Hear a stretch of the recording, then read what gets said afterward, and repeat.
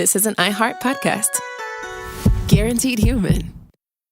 Support for the show comes from Public, the investing platform for those who take it seriously. On Public, you can build a multi-asset portfolio of stocks, bonds, options, crypto, and now generated assets, which allow you to turn any idea into an investable index with AI. It all starts with your prompt. From renewable energy companies with high free cash flow to semiconductor suppliers growing revenue over 20% year over year, you can literally type any prompt and put the AI to work. It screens thousands of stocks, builds a one-of-a-kind index, and lets you backtest it against the S&P 500. Then you can invest in a few clicks. Generated assets are like ETFs with infinite possibilities, completely customizable and based on your thesis, not someone else's. Go to public.com/podcast and earn an uncapped 1% bonus when you transfer your portfolio. That's public.com/podcast. Paid for by Public Investing. Brokerage services by Open to the Public Investing Inc. Member FINRA and SIPC. Advisory services by Public Advisors LLC, SEC registered advisor. Generated assets is an interactive analysis tool. Output is for informational purposes only and is not an investment recommendation or advice. Complete disclosures available at public.com/disclosures. There's a difference between liking a house and actually getting it. Redfin is built to make up that difference and close the gap between finding and owning the home for you. Redfin agents close twice as many deals as other agents. So when you find a home you love, you're not a step behind when it comes to making an offer. That means less watching great homes disappear and more focus on the one you'll call home. Redfin helps turn saved listings into real addresses. Get started at redfin.com. Own the dream. Hey, this is U.S. Olympic gold medalist Tara Davis Woodhull. And I'm U.S. Paralympic gold medalist Hunter Woodhull. As athletes, our lives are about having a clear path. And a team that you can absolutely trust. So when it came to getting the best mortgage, we chose PennyMac. PennyMac is proud to be the official mortgage provider of Team USA and you. Learn more at pennymac.com. PennyMac Loan Services, LLC, Equal Housing Lender, NMLS ID 35953. Licensed by the Department of Financial Protection and Innovation under the California Residential Mortgage Lending Act. Conditions and restrictions may apply. Cool Zone Media.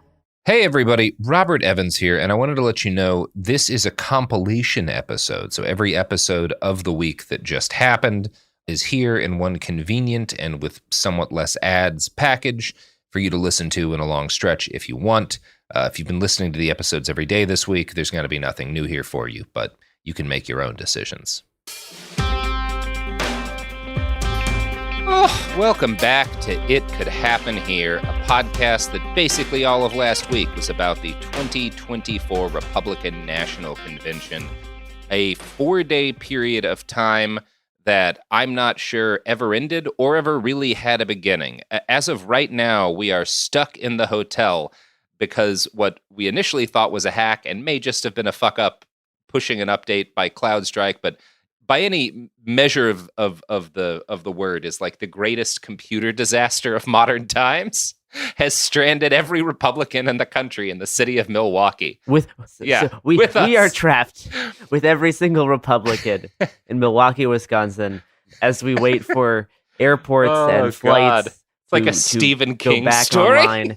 It's feeling quite dystopian. We've already been dealing with a great deal of like time dilation just this past week. This week at first just felt like a month, then it just felt like an eternity. Yeah, like we were just always reporting on the RNC. This is all we've ever done. Every single day of this was longer than my childhood. Yeah, no, I feel like all I've ever done as a person is be someone who reports on the RNC. Like, This is just the entirety of my existence and life purpose. It's like that Star Trek episode where they have like the fake casino because Yes. they found these aliens found a stranded astronaut, and to try to make him comfortable, like recreated a dime store novel, and all of these fake people have only ever lived in the casino, experiencing the same day forever.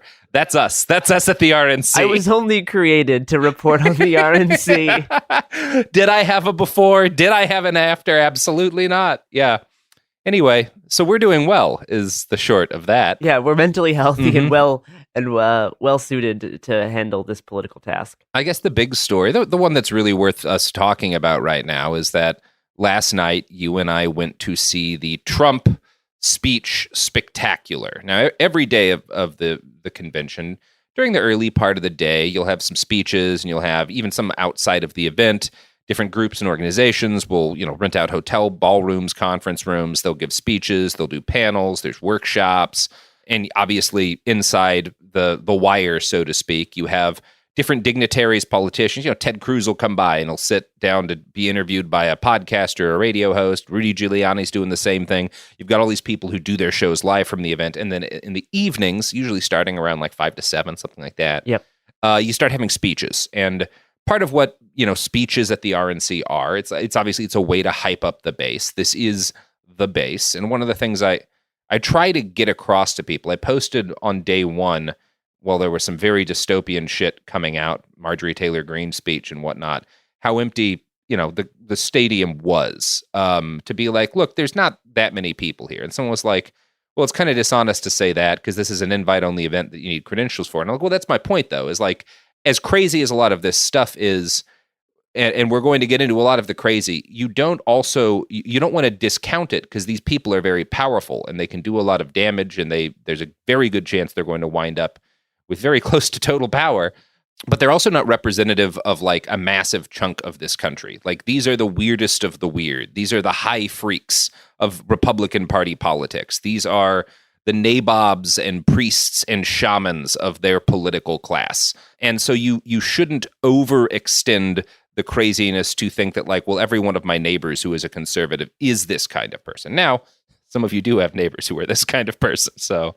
And Trump's speech was certainly much more well-attended than any other. Yes, and it was also a very different vibe, because all of those other nights, all of the speeches, a big part of what this is for the people who get speeches is like, we want to give you a reward for being a good party soldier, but no one wants to promise you a cabinet position right now. We can't get like, so we'll give you a speech at the RNC. You can lead and you can get on right before Tucker, or you can come on right after Tucker or whatever like that, And it's kind of how it's one way to dole out favors, right? Because it's good for people's, if you head up an organization, it might get you some fundraising.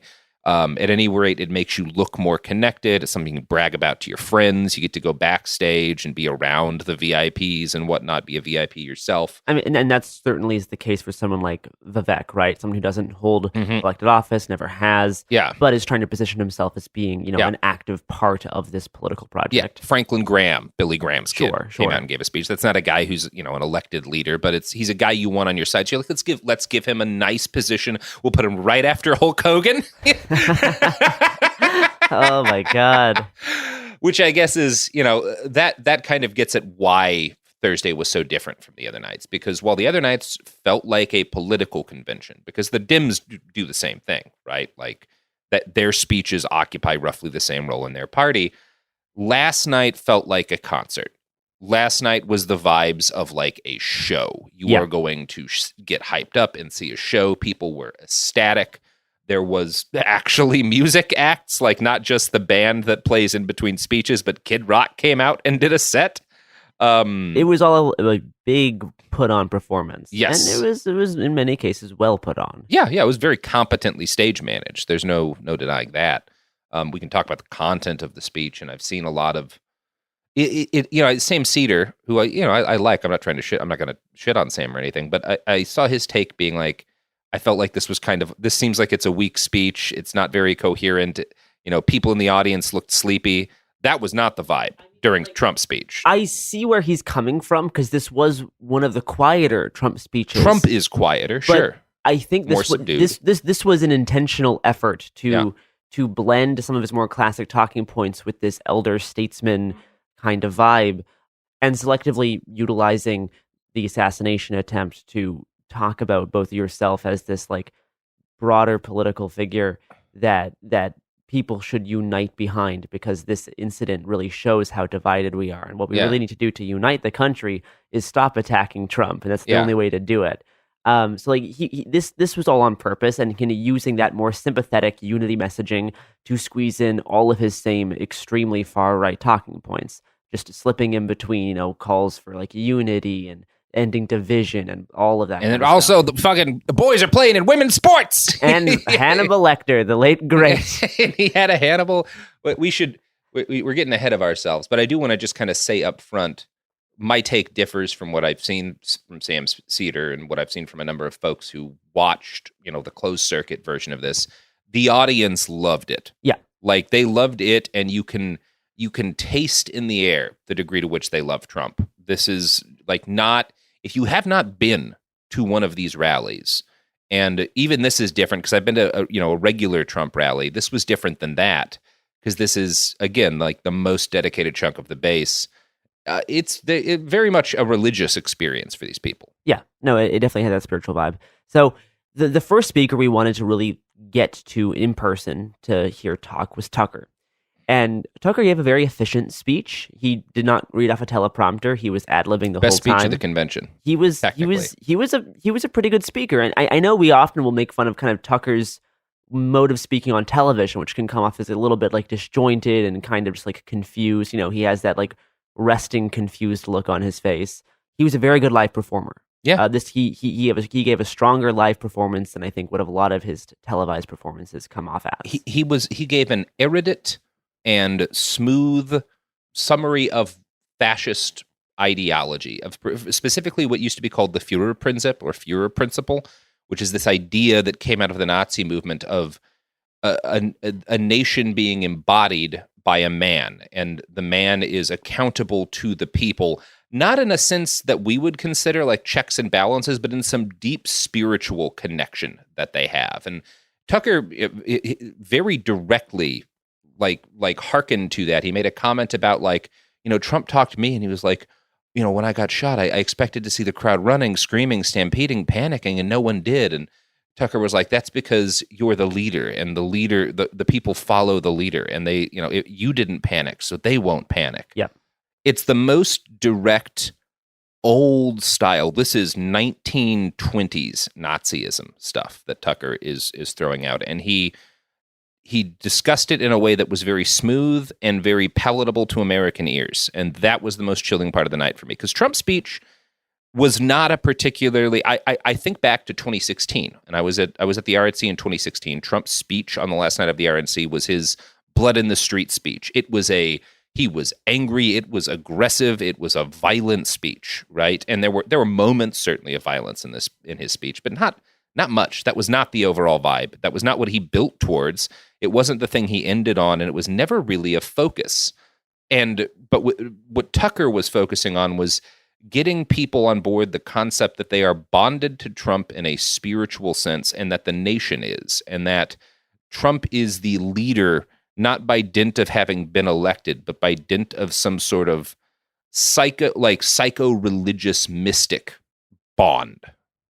Tucker was also the first guy I heard at the convention to mention Antifa at all. Mm-hmm. First and only. Saying Antifa is the Democrats' own militia, which is something that you would hear 4 years ago. Mm-hmm. And right before Tucker's speech, I actually was talking with Robert, being like, "Hey, I've not heard anyone mention Antifa this entire week."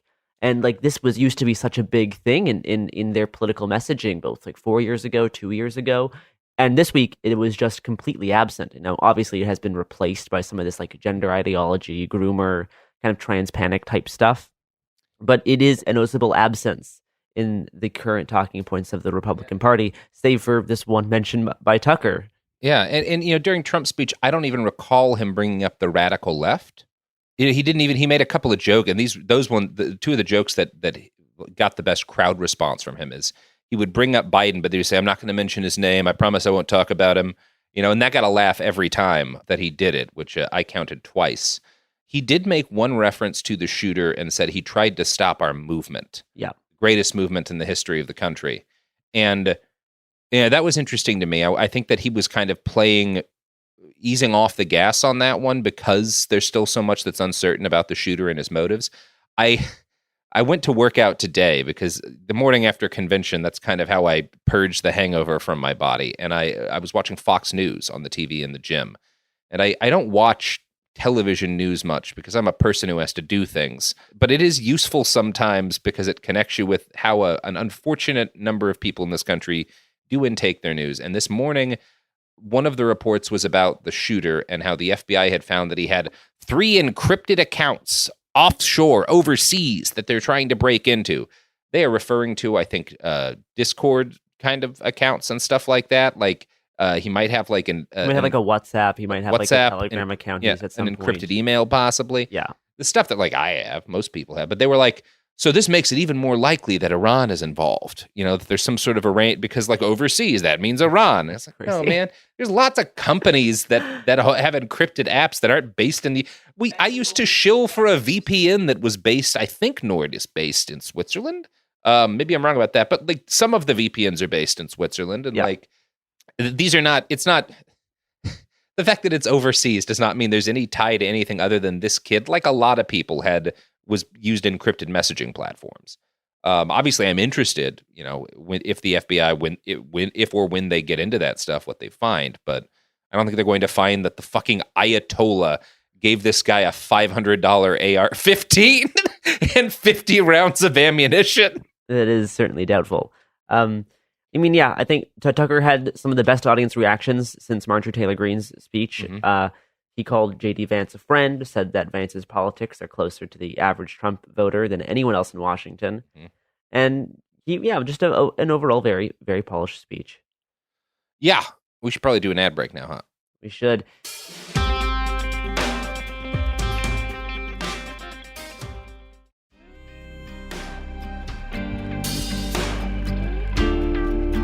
We're back.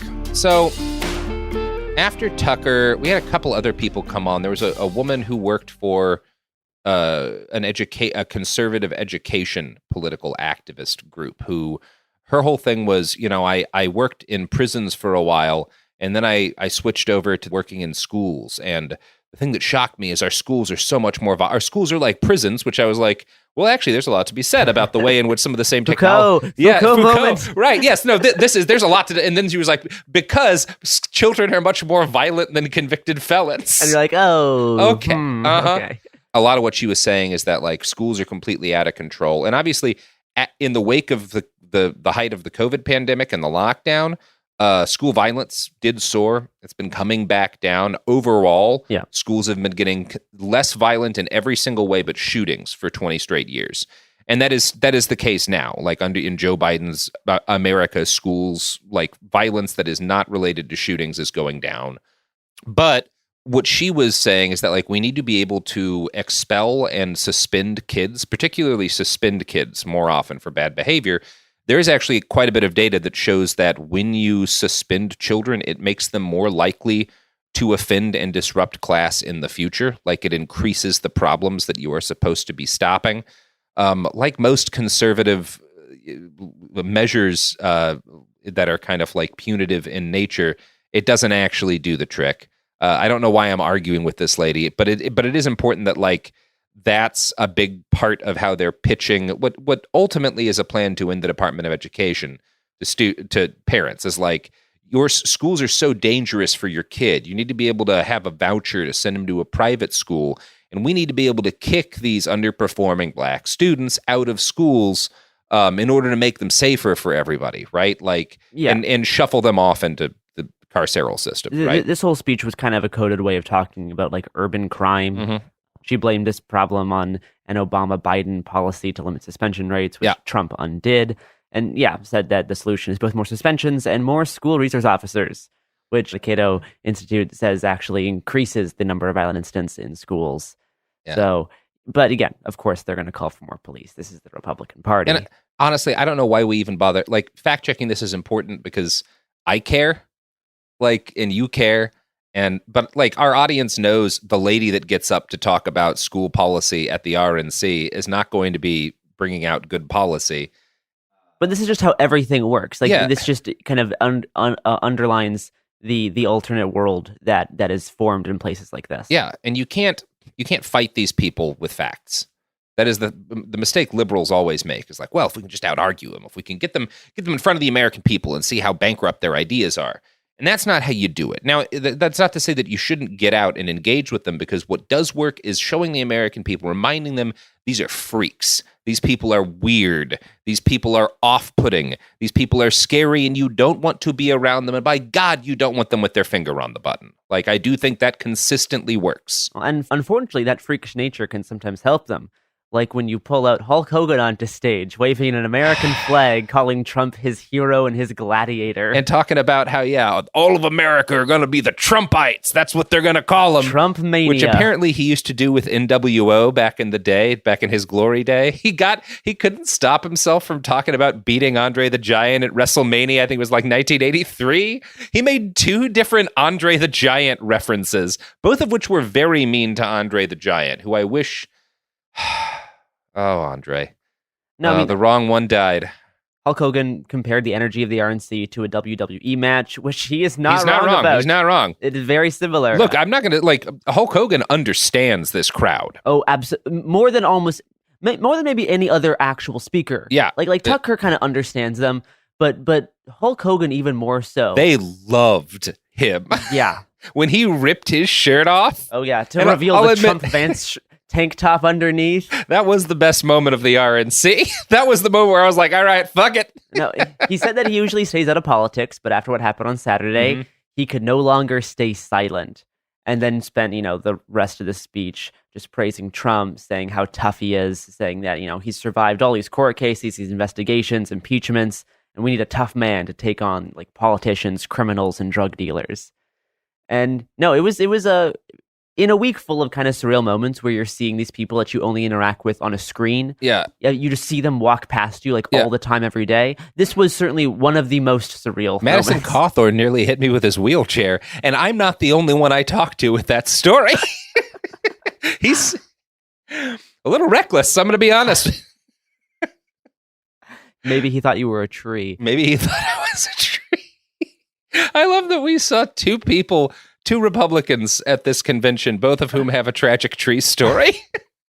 So I'm talking about Greg Abbott. They made the kind of baffling decision on the schedule to put Franklin Graham after Hulk Hogan.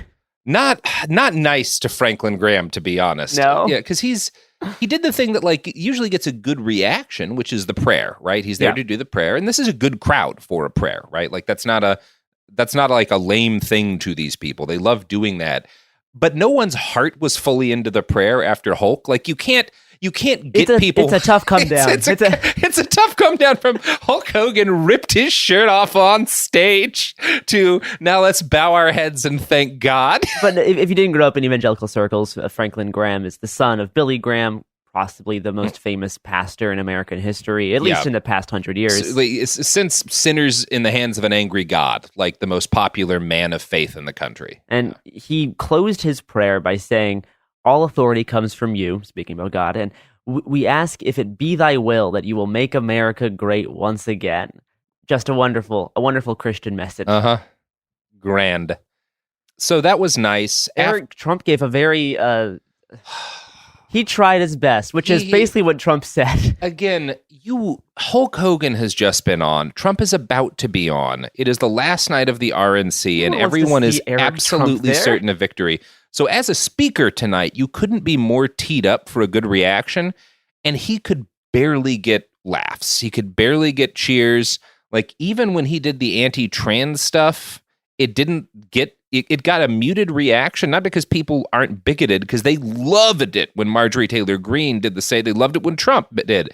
Eric Trump just sucks at speaking, probably at everything, but he did not get a reaction. I cannot overemphasize to you how little this crowd wanted to listen to Eric. Yeah, no, I mean, he shouted out Moms for Liberty, said that the Trump admin will fight against brainwashing in schools, will fight against homeless people, specifically taking resources from veterans, and of course, trans people in sports. He kept bringing up Ukraine too, stealing resources from Americans. He was like the most brought up Ukraine in a derogatory sense more than I think any other single speaker at the convention, which is interesting because his dad took even a bit of a different tact with that.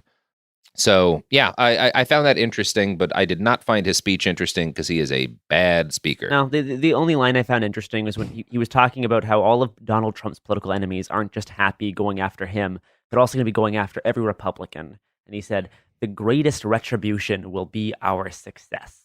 Yeah. And they've been using that word a lot this year, retribution. Retribution. And, he did kind of in the end get a little bit of applause. I'd say it was like the 5th or 6th best standing ovation of the night. So again, at his best, was never able to really rile them up. Especially when he's talking about the assassination attempt. I mean, the crowd chanting fight. Yeah, that's what got them back Yeah. on board and interested. They loved talk about that, I think in part because it had been so absent earlier. Yeah, it was talking about way more today than basically all the other days of the week combined. Yeah, and that makes sense. I mean, it was the day that Trump came out to speak. Yeah. You know? And you know what we're going to talk about now, or not talk about? Assassinating your thirst with, hopefully, a soda company advertising on the podcast. Otherwise, this ad segue is not going to make much sense.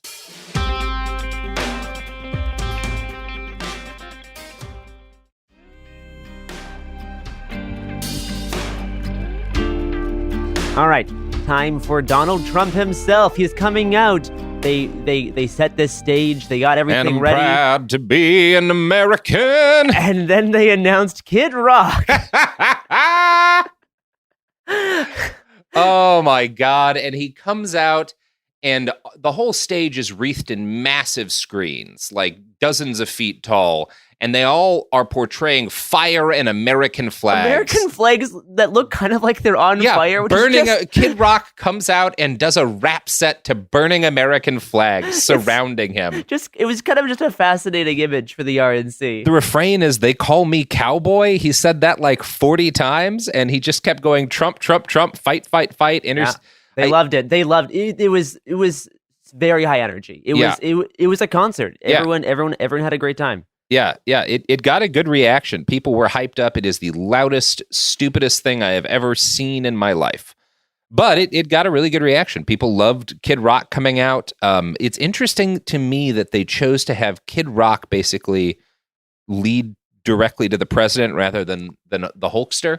But I don't know. If I had been setting this up, I would have done Franklin Graham, School Lady, Eric Trump, all the weak ones up first, and then probably Tucker, the Hulkster, Kid Rock. You know? Yeah, the RNC should really hire you to man their schedule. I'm available, guys. So after we all Kid Rocked out, technically Dana White gave the introduction, or Dana White. Yeah. They bring in Dana White, who is the UFC CEO. Yeah, who is also on video hitting his wife in the face. This is not a debatable he said, she said. He is on video. You can watch it. Yeah, and he gave a very, very typical strength and security speech to introduce Trump, who emerged from behind one of the big screens. Well, Proud to be an American plays, and like the entire crowd stands up, and they're all singing along to Proud to be an American. They love that song. He started his speech, and one of the interesting things is that he said that he's going to tell the story of what happened at the assassination attempt here right now, but won't tell it ever again because it's too painful to tell. Yeah. I'll be interested to see how often he does bring if that it is up. true. Yeah, because it is like just based on his body language, because he's been out every night but not saying anything, and he has looked a bit different. I'm not going to do the whole thing. Some of the fucking you've had some like Politico being like, it's a new Trump. He's become a statesman. That's what the RNC is trying to sell you on. Exactly. That's nonsense. But he is changed in the way that like you would be if you were shot in the head and survived. Yes. You know, like anyone is like he's not a robot, right? Like anyone is going to be affected by that. And he might not have been lying. He might just have been like, look, I have to talk about this once. I really don't want to keep talking about this because it's fucked up. I mean, and one of the parts actually felt genuine. Were certain sections of this where he was like saying, like, I was not supposed to be here tonight, and the crowd was like, yes, you are. Yeah, he was like, no, man, no, that was really close. You know, he was thanking God. I don't know how genuine that is for him and how much that's political posturing. Yeah, that I don't necessarily believe. But that's just kind of what you have to do. He certainly knows that he barely made it out of that fucking speech. Yeah. And he pointed to the assassination attempt as a sign of how divided this country has been. We're all trying to find the guy who did this moment. Yeah. And he called on Democrats to stop the witch hunts if they want to unify the country, saying, quote, we must not demonize political disagreement, and that Democrats should, quote, stop weaponizing the Justice Department against Trump and labeling him an enemy of democracy. So he's saying the way to actually unify this country is just to stop being saying mean he's to me. bad. Yeah. Stop saying Orange Man bad. That's really that's what he was getting at. Well, and if you want to see the things that you can gain from this that are useful in how to fight these people, they are scared of the attacks that portray Trump as an enemy of democracy. The Project 2025 focus was hurting Republicans in polling, and the fact that the Dems have pulled back Was not mentioned in a single speech this week. Yeah. Nobody talked up 2025. Even the Heritage Foundation people were notably cagier about it than you might expect in their interviews with the press, because they do know that it's not great for them to bring up now. It's not popular. Yeah. And, slowly Trump's speech got more and more Trumpian, right? Saying that Democrats are destroying our country, talking about immigrants invading our country. He said the word invasion many, many times. Yeah. Saying that illegal immigrants are killing hundreds of thousands of people a year. Yeah. It's the fentanyl thing. It's even though 90% of fentanyl is brought into U.S. ports of entry by U.S. citizens. Yeah, that line actually was one of the through lines that was almost every day of this. I heard someone mention that we've lost as many or more Americans to fentanyl as we did in World War II. At one point, it might have been in Trump's speech, it was even framed as like, more people have died from fentanyl than died in World War II. And like, well, no. a lot of people died in World War II, just not that many Americans, really. Yeah. Speaking of World War II era Germany, in Trump's little section sure did get a mention there. In Trump's little section about inflation, he gave a fascinating comment. Yeah. Saying, quote, "You can go back to Germany 100 years ago," unquote, to see the negative effects of inflation. Yeah. Pointing to like Weimar era Germany. Yeah. He was talking about Weimar. He was talking about like what immediately preceded the Nazis coming to power. Yeah. But like also framing it as like, I'll be the one to get us out of inflation, which is very similar messaging as the fascist movements did.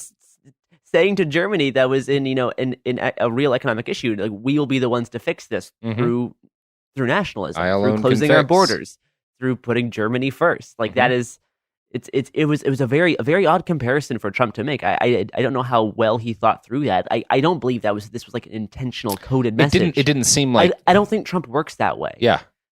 He definitely does have teleprompters sometimes, but he is like a good public speaker. He doesn't just stick religiously to it. Yeah. And that did strike me as a line that may have just come right out of the heart. No, he had a few other interesting things on the economy. He was talking a lot about increasing car manufacturing jobs, including saying the leader of the United Auto Workers should be fired, and promising to put tariffs of 100 to 200% on all foreign-made cars, which would, I'm sure, do some real... Stock up on your Toyotas now, folks. They make a lot of them in the U.S. I'm sure that would really help the economy. Yeah, which is like, I mean, part of the... There's a lot to say about that. One thing that's interesting, someone had told you, because you were the first person to bring this up to me, there were strong rumors that really at midday before the speech started percolating that Elon Musk was going to show up and introduce, or not, either introduce or people, endorse. I heard this from like Thursday morning. Which may mean that they were just getting some bullshit. It may mean that there were actually talks, right? I'm sure because Musk has been trying to get Trump's attention. Yeah, that's beyond debate. He wants Trump on Twitter, and he wants Trump. He's been making all these statements about how much money he's going to donate to Trump, and now he's endorsing him. Now, do I actually think he's going to give the RNC $45 million a month? No, he's going to find some bullshit way. He's going to give him something, but he's going to find like he never gives that's too much money for him to want to spend on them, right? Like I think he's going to fuck them the way he fucks everybody over.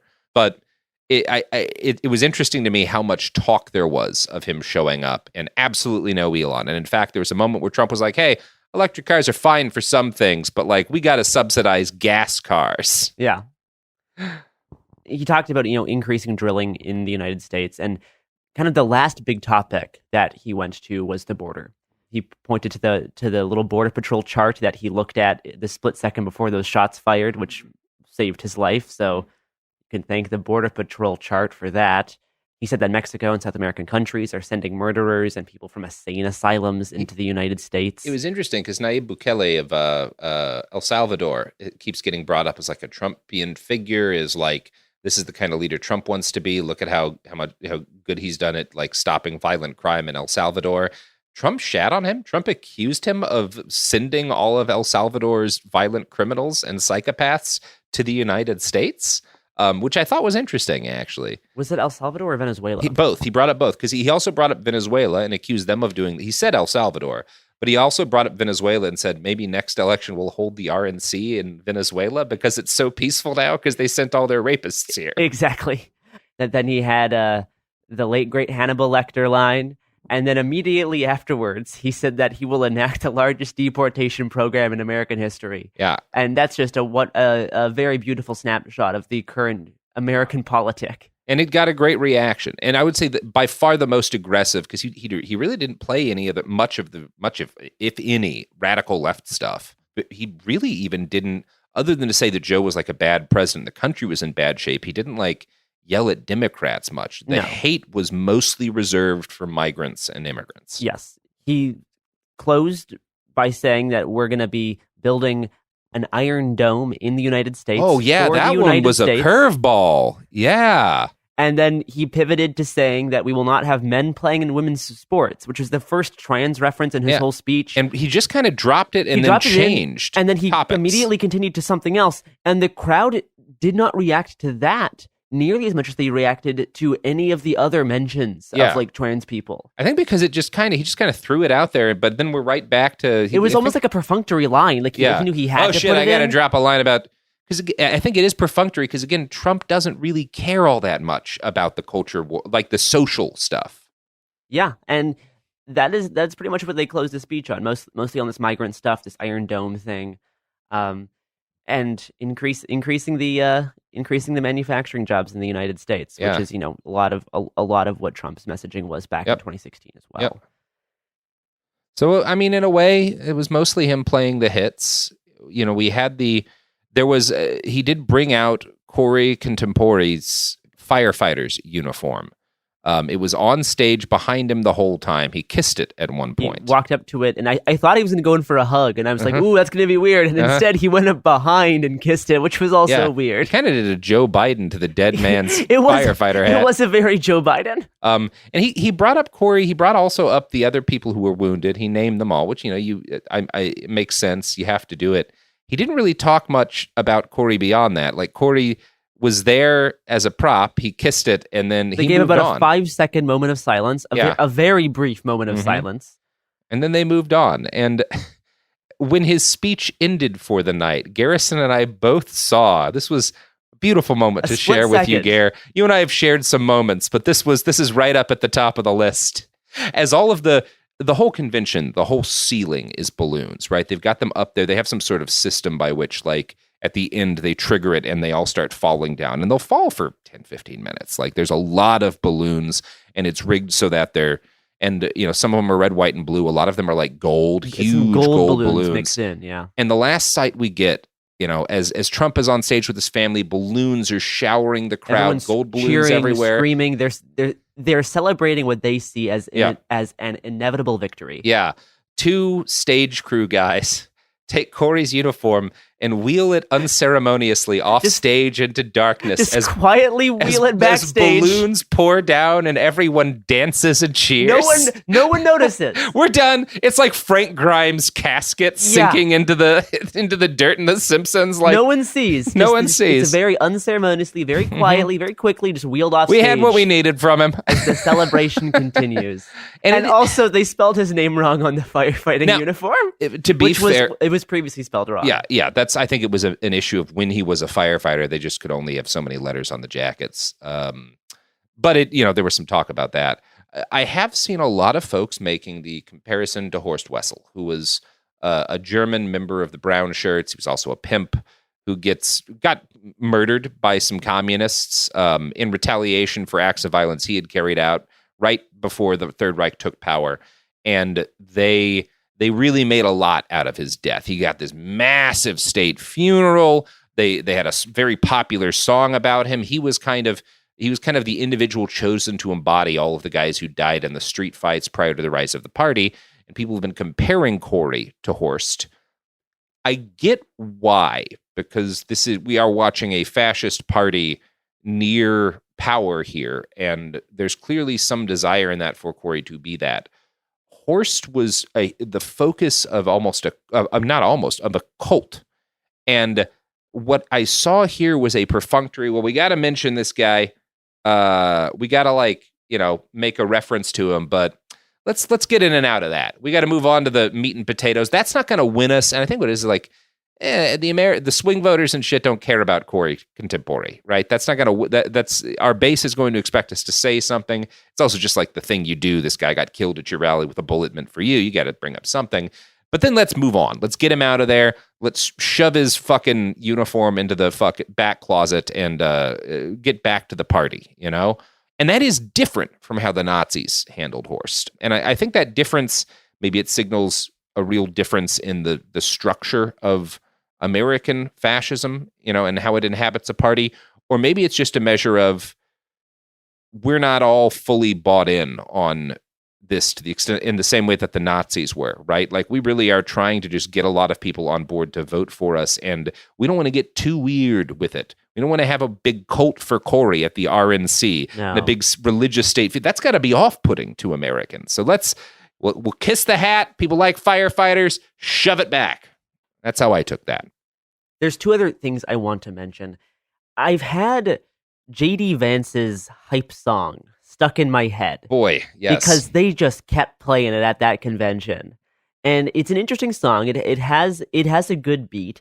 For most of the song, it's talking about how, you know, we spend all this time trying to like liberate other countries, right? Yeah. And maybe actually we're the ones that need to be liberated. Maybe America actually needs to be saved. Maybe we aren't as free as what we would think. And it has a line about, you know, like getting out of Iraq. Yeah, we got to get out of Iraq, take our country back, and put America first. And I mean, that is the point that where they lose me. Obviously, it's still interesting for one of the for the vice president's song at the RNC to be anti-Iraq. So I'm like, hey, there were people telling you back then not to do Iraq, and you really wanted to. We heard it for the first time on Monday when Vance got officially announced as the nominee, and I kind of wondered then if is this a fuck up? Was like somebody. They were like, oh, there's a Merle Haggard song about America first. Let's throw that in there. And then realized, oh, no, we can't have that. We're the party who did the Iraq stuff. But it kept coming up. It kept being played. So it's very intentional, clearly. And we were talking last night about this and like how this is how these sort of nationalist projects always work. And we've seen more America first, like that exact phrase be used at this convention way more than any previous one. Trump said it a few times. A lot of speakers have been saying it, we need to put America first. Yeah, and in specifically in this song, you know, it has this kind of populist bent that then veers very hard nationalist. Yeah, which I'm sure we're all familiar with as a political tendency. Yeah, but I found that to be the most interesting part, is because for like the majority of that song, I'm like, yes, absolutely, I agree. And then they say the America First line, and it's like, oh, that is not what we're talking about. It's yeah. And I just know it's been something I've been thinking about. I'm sure we'll do some more deep dives on Vance in the coming weeks, since he's a little bit, you know, less well known to many of you, I assume. And the last thing I kind of want to mention is that yesterday, right before Trump's speech, I was getting some work done.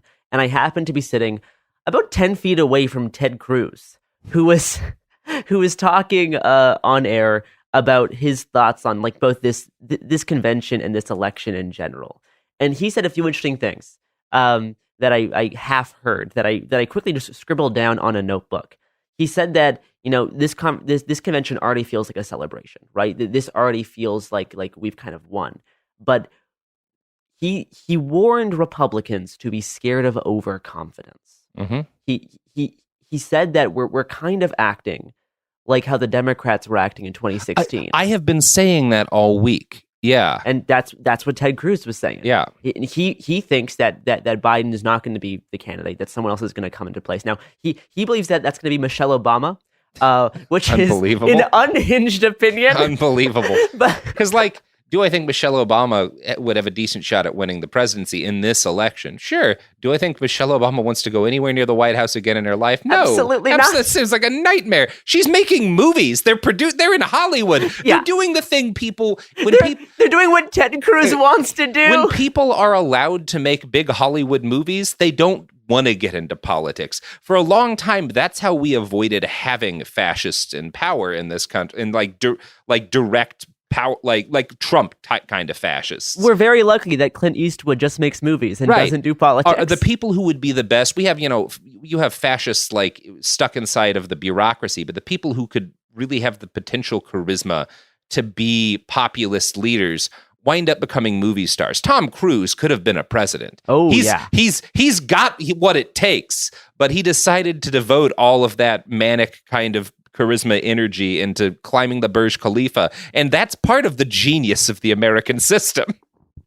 And I mean, guess lastly, Milwaukee was lovely. All the food service workers were lovely. Milwaukee's great. Even the poor people who were forced to work at the convention center consistently nice. Did a great job. And there's one anecdote that Robert should mention, just regarding my favorite part of the convention. Some of the very fine people here in Milwaukee. So I've gotten shouted at. My occasional enemy, well, always enemy, but occasionally I remember that he exists. Andy No made a series of posts about how there was a dangerous Antifa terrorist at the convention, and like clipped a couple of posts of mine out of context like he always does, and was like, people in his mentions were tagging the Secret Service and the FBI. Secret Service, Laura Loomer. I continued to repeatedly enter the RNC. I went through I lost count of how many times I went through Secret Service checkpoints. We snuck into the Heritage Foundation party. None of it mattered.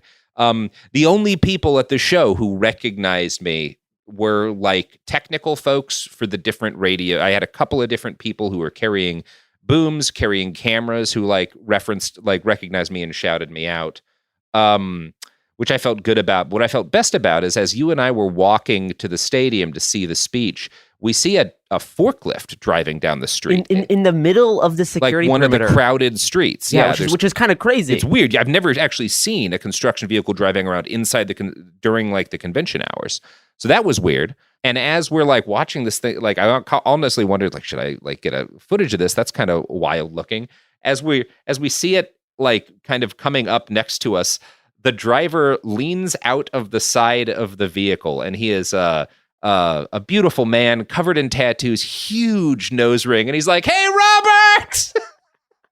We have the forklift demographic. Nothing has ever made me so certain that we're doing the right thing with our lives. We're reaching the people we need to be reaching. The forklift certified soldiers out there. So, Forklift Nation, thank you for listening to It Could Happen Here. We do this for you. We do this for you. We know you have our backs, and we have your back. Stay safe, everybody. Yeah. God bless.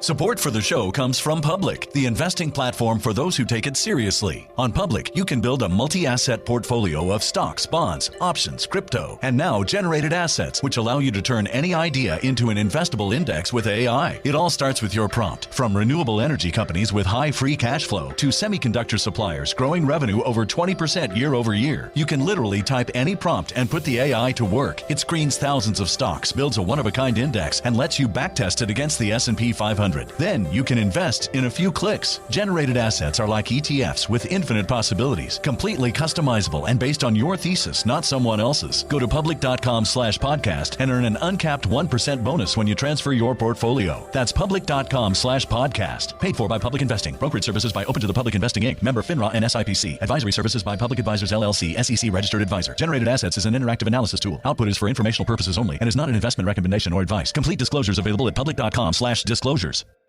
This is Jacob Goldstein from What's Your Problem?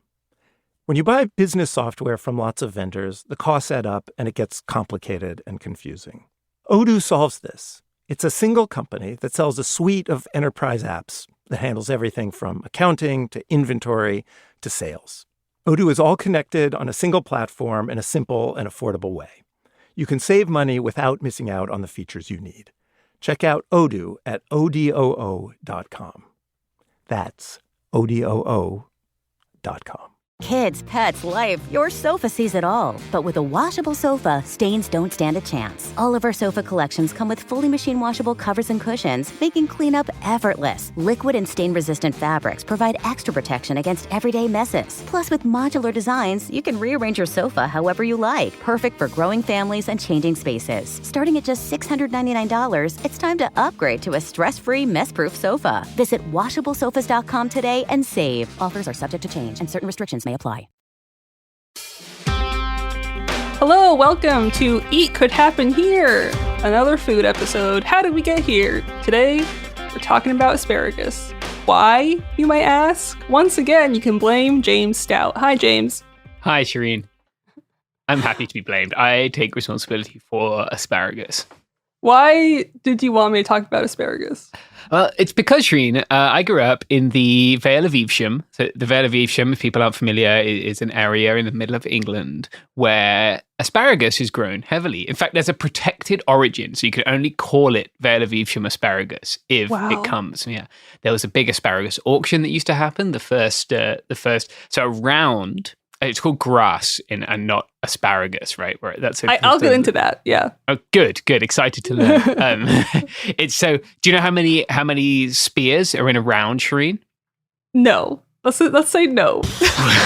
Okay. It's a gross of spears. So a gross. Okay. How many? Do you know how many's in a gross?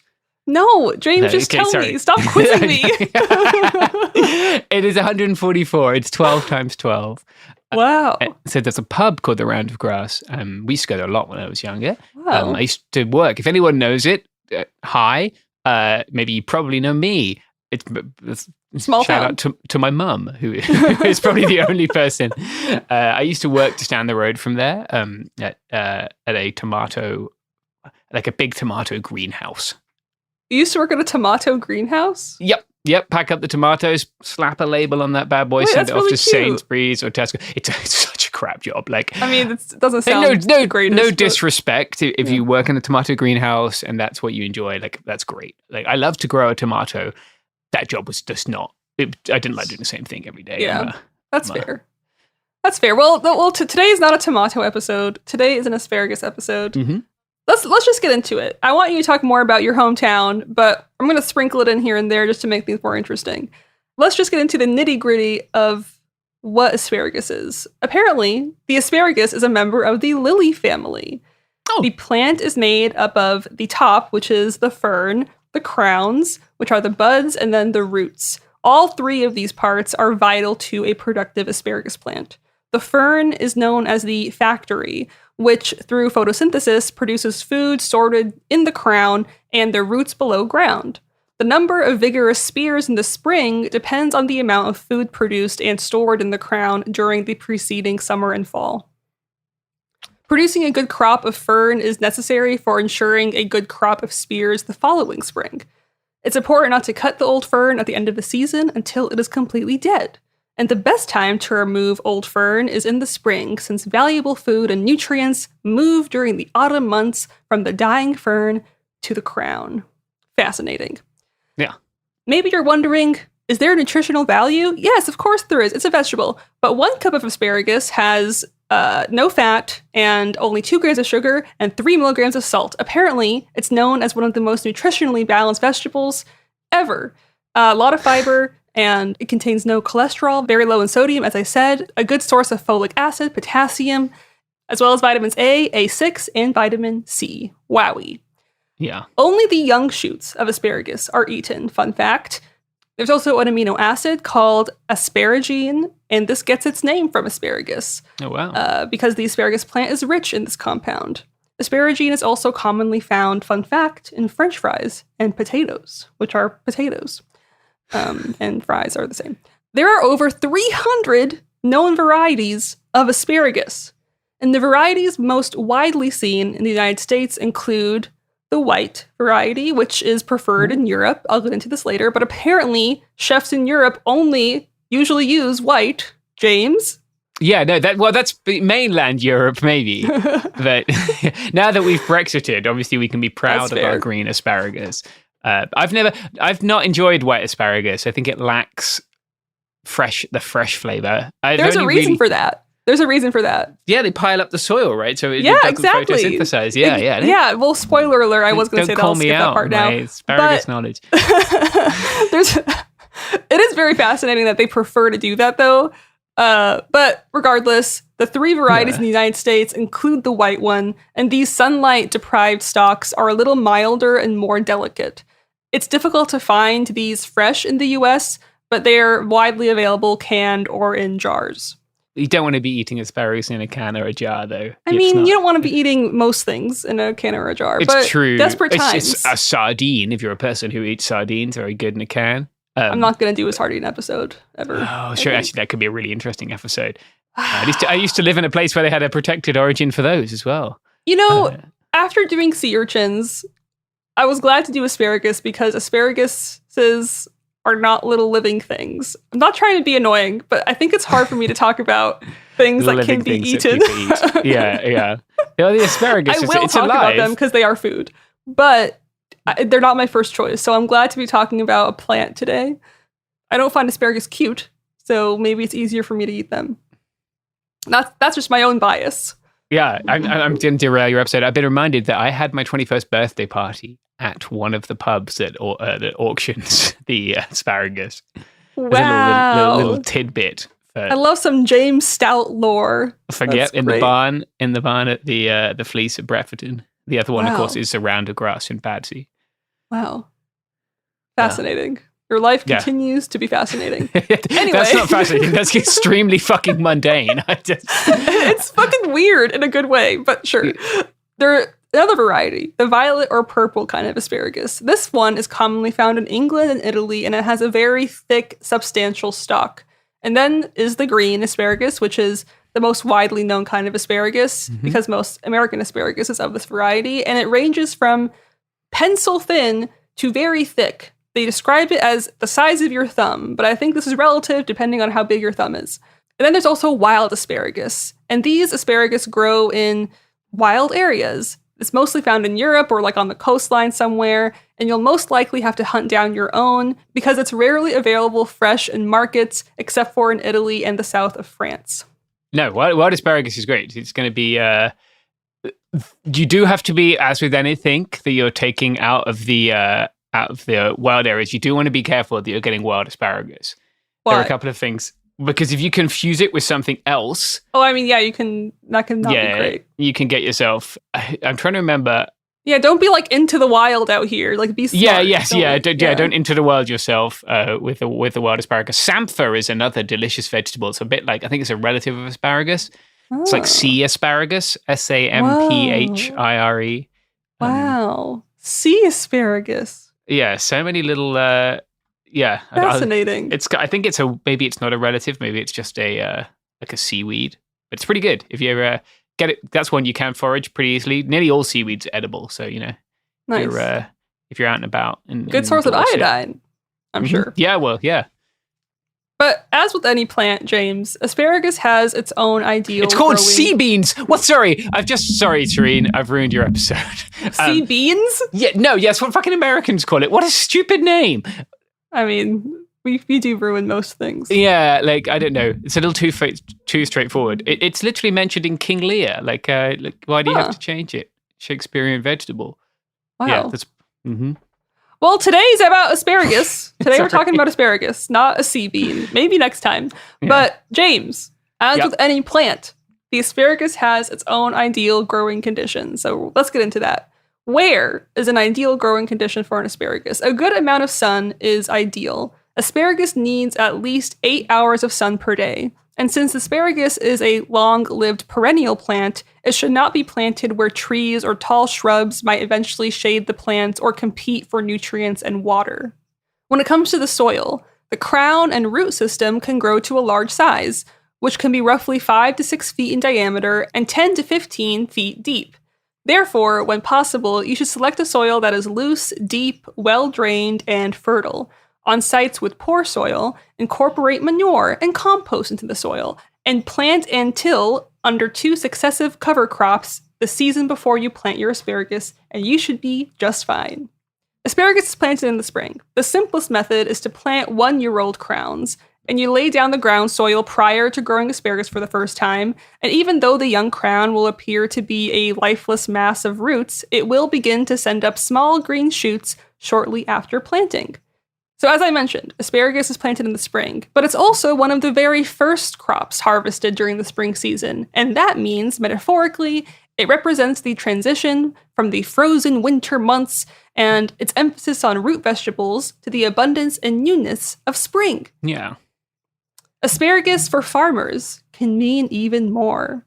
Farmer Lee Jones from the Chef's Garden says, quote, "The farmer is an eternal optimist, always hoping that next year will be the year when rain falls in exactly the right amounts at exactly the right times, that it's never too hot and never too cold, and the weather is exactly what we might wish. No season is ever perfect, of course, but try telling that to a farmer as he or she sits in front of a cozy fireplace in the wintertime, feet propped up, looking through seed catalogs and dreaming of spring. Winter refreshes us, and asparagus represents the hope of renewal and the optimism of what spring might bring.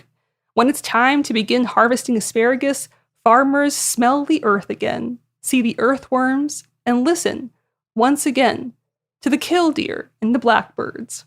This portent of spring is a welcome celebration. Asparagus is a recurrent affirmation that winter is over and delicious treasures from the field are imminent." This man loves asparagus. Clearly. Yeah, that is a man who, and farmers apparently. It's not my recollection of winter. This man has never been very wet, very cold. I suppose not, yeah. Yeah, doing a Christmas lambing. I suppose you can think of asparagus as a very patient vegetable. It rests quietly underground, absorbing nutrients from the soil and remaining underground during the freezing winter months before it begins to push through the soil when it's warm in the springtime. And this again signals the start of the spring season. In 1956, the New York Times published an article calling asparagus the healthy, quote, spring tonic for weary appetites. Just thought that was a fun fact. That's all for that. Asparagus can grow quite fast, too. You can cut asparagus in the morning, and it just keeps growing. And here's a fun fact for you. In ideal conditions, asparagus can grow 10 inches in a 24-hour period. Yeah, it's crazy. That's fast. But it takes a long time to get ready, right? It takes like 3 years, and then it just... Yeah, I mean, look, it's definitely an investment of time for it to grow that way, but it sounds like it's worth it if you love asparagus like Farmer Lee Jones up there. Yeah, he does. Do you want another little Vale of Evesham factoid? Please. The church in Brepton has a stained glass window, which is a glass of asparagus. No, it doesn't. It's a depiction of asparagus. I will find it for you, Shireen. Like asparagus as Jesus? No, it's just asparagus in the window. Oh. Like, it's not... How is that less asparagus. weird? I don't know if that's less weird or not, but... I'm just going to find it for you here. Well, it says grass underneath. I'll drop it in the chat. Get a live react. No. Yeah. It has a little twine wrapped around it, too. Oh, yeah. Yeah, well, that's how you do a round of grass, yeah. You do them in dozens, right? And then a dozen, you wrap around that. That's a stained glass depiction of asparagus. Okay, yep. Yeah. Mm-hmm. Cool, asparagus cool. is next to godliness, as they say. Oh, I'm getting into why that might be the case. So just to reiterate how much patience and time you yourself need if you do want to plant asparagus. Because although green asparagus is typically what's seen in grocery stores, it comes in all the colors that we said, but no matter what color it is, it's important to protect the strength of the root or else it won't succeed in growing. And this is how gentle you need to be. First, you plant the 3-year-old roots, and if the asparagus root is in its first year in growth, which is really then its 4th, you should only pick it for 1 week because you don't want to zap the root strength. Then after 2 years, which would be really its 5th, you pick it only for 2 weeks. By the time it's 4 years old, which yes, means that's a 7-year total, then you can harvest it for longer amounts of time. A good plant, though, after all of this process, can last up to 20 years, so it's important to let the young ones build up strength for the future. We mentioned this before, James gave it away, But in Europe, chefs almost always use the white asparagus, rarely the green ones. And this is because the white asparagus beautifully offers up the luscious notes, apparently, of corn and sweet cabbage. But European farmers, the reason why this is that they mound and pack soil over the asparagus plants to block the chlorophyll process. And this is the process that ends up creating the white color when you block it. And these plants need to push hard through the soil, and because of that, they end up with tough outer skins that need to be peeled off, which is not the case with the green variety. And then this adds labor, like expenses and time, into the mix of harvesting it. And a lot of people think that this results in the most nutritional part of the vegetable being thrown away. So, why? Yeah, why are you doing it? It's one of the things they're wrong about. Here are some more fun facts. Chefs say that to enjoy the bright green flavor of asparagus, you salt your water before blanching. And then, since the ends of asparagus are extremely tough, the best way to prepare the asparagus is to snap the ends off, which you probably already know. But you usually can find a slight bend where it can be broken off, and this will preserve the most asparagus possible. Yeah. You want it to have a good snap, though. If it's like it is fun when that happens. I like a good, satisfying snap sound. Yeah. That's when you know it's a fresh one. If it's got like a squeeze, if it's floppy, then it's been out for too long. You have to eat it very fresh. That's very important. They would drive it up to London, get me in the really early morning, drive it up to London and sell it to London people, of which I'm not one, and then they would have their. It's a very luxury vegetable. Wow. Yeah, it is. It's not a cheap vegetable. I'm going to get into the royalty of this vegetable that has been called the king of vegetables. But first, we're going to take a break. So go grab some asparagus and we'll be right back.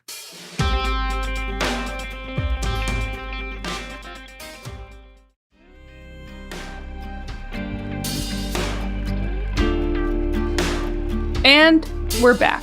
Let's talk about some history of asparagus. The exact origins of asparagus are hard to pinpoint, although it is known to the Eastern Mediterranean and parts of Asia.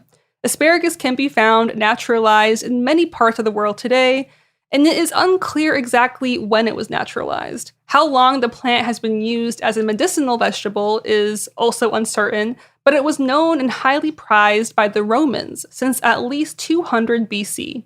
The Romans were apparently very knowledgeable about the difference in quality and the difference in varieties that they experimented with, and they knew the best places to grow the crop. The most popular way that the Romans enjoyed to prepare their asparagus was to pick it, let it dry, and then when they wanted to eat it, they would simply cook it for a few minutes. Ancient royalty seemed fascinated with asparagus. Roman Emperor Caesar Augustus was said to have organized elite military units to search out this vegetable. He would then locate the fastest runners to take the fresh asparagus spears into the frozen Alps for storage purposes. Ancient Greeks, meanwhile, harvested wild asparagus and connected this vegetable to their goddess of love, Aphrodite.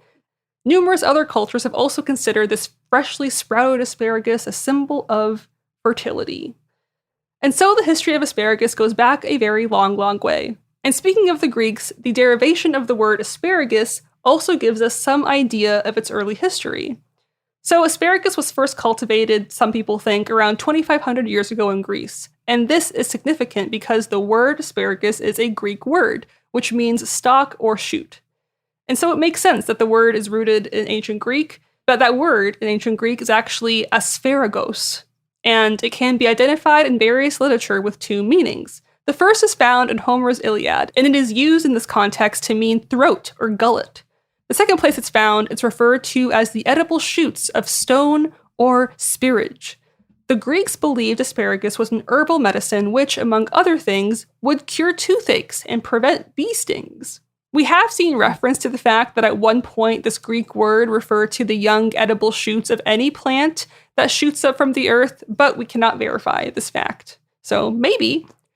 In the area of ancient Greece known as Boeotia, historians say that, quote, after veiling the bride, they would put on her head a chaplet of asparagus, for this plant yields the finest flavored fruit from the roughest thorns. So the bride will provide him who does not run away or feel annoyed at her first display of peevishness or unpleasantness, a docile and sweet life together. Oh, good. Yeah. Feminism! alive and well. Yeah, I didn't know I was suggesting an anti-woke vegetable. I mean, it is a little bit returny. You don't have to be anti-woke to eat asparagus. No, you don't. You don't. No. Now it's come a long way. It's come a long way. Reclaim it. Yeah, we're bringing it back. Let's take back asparagus.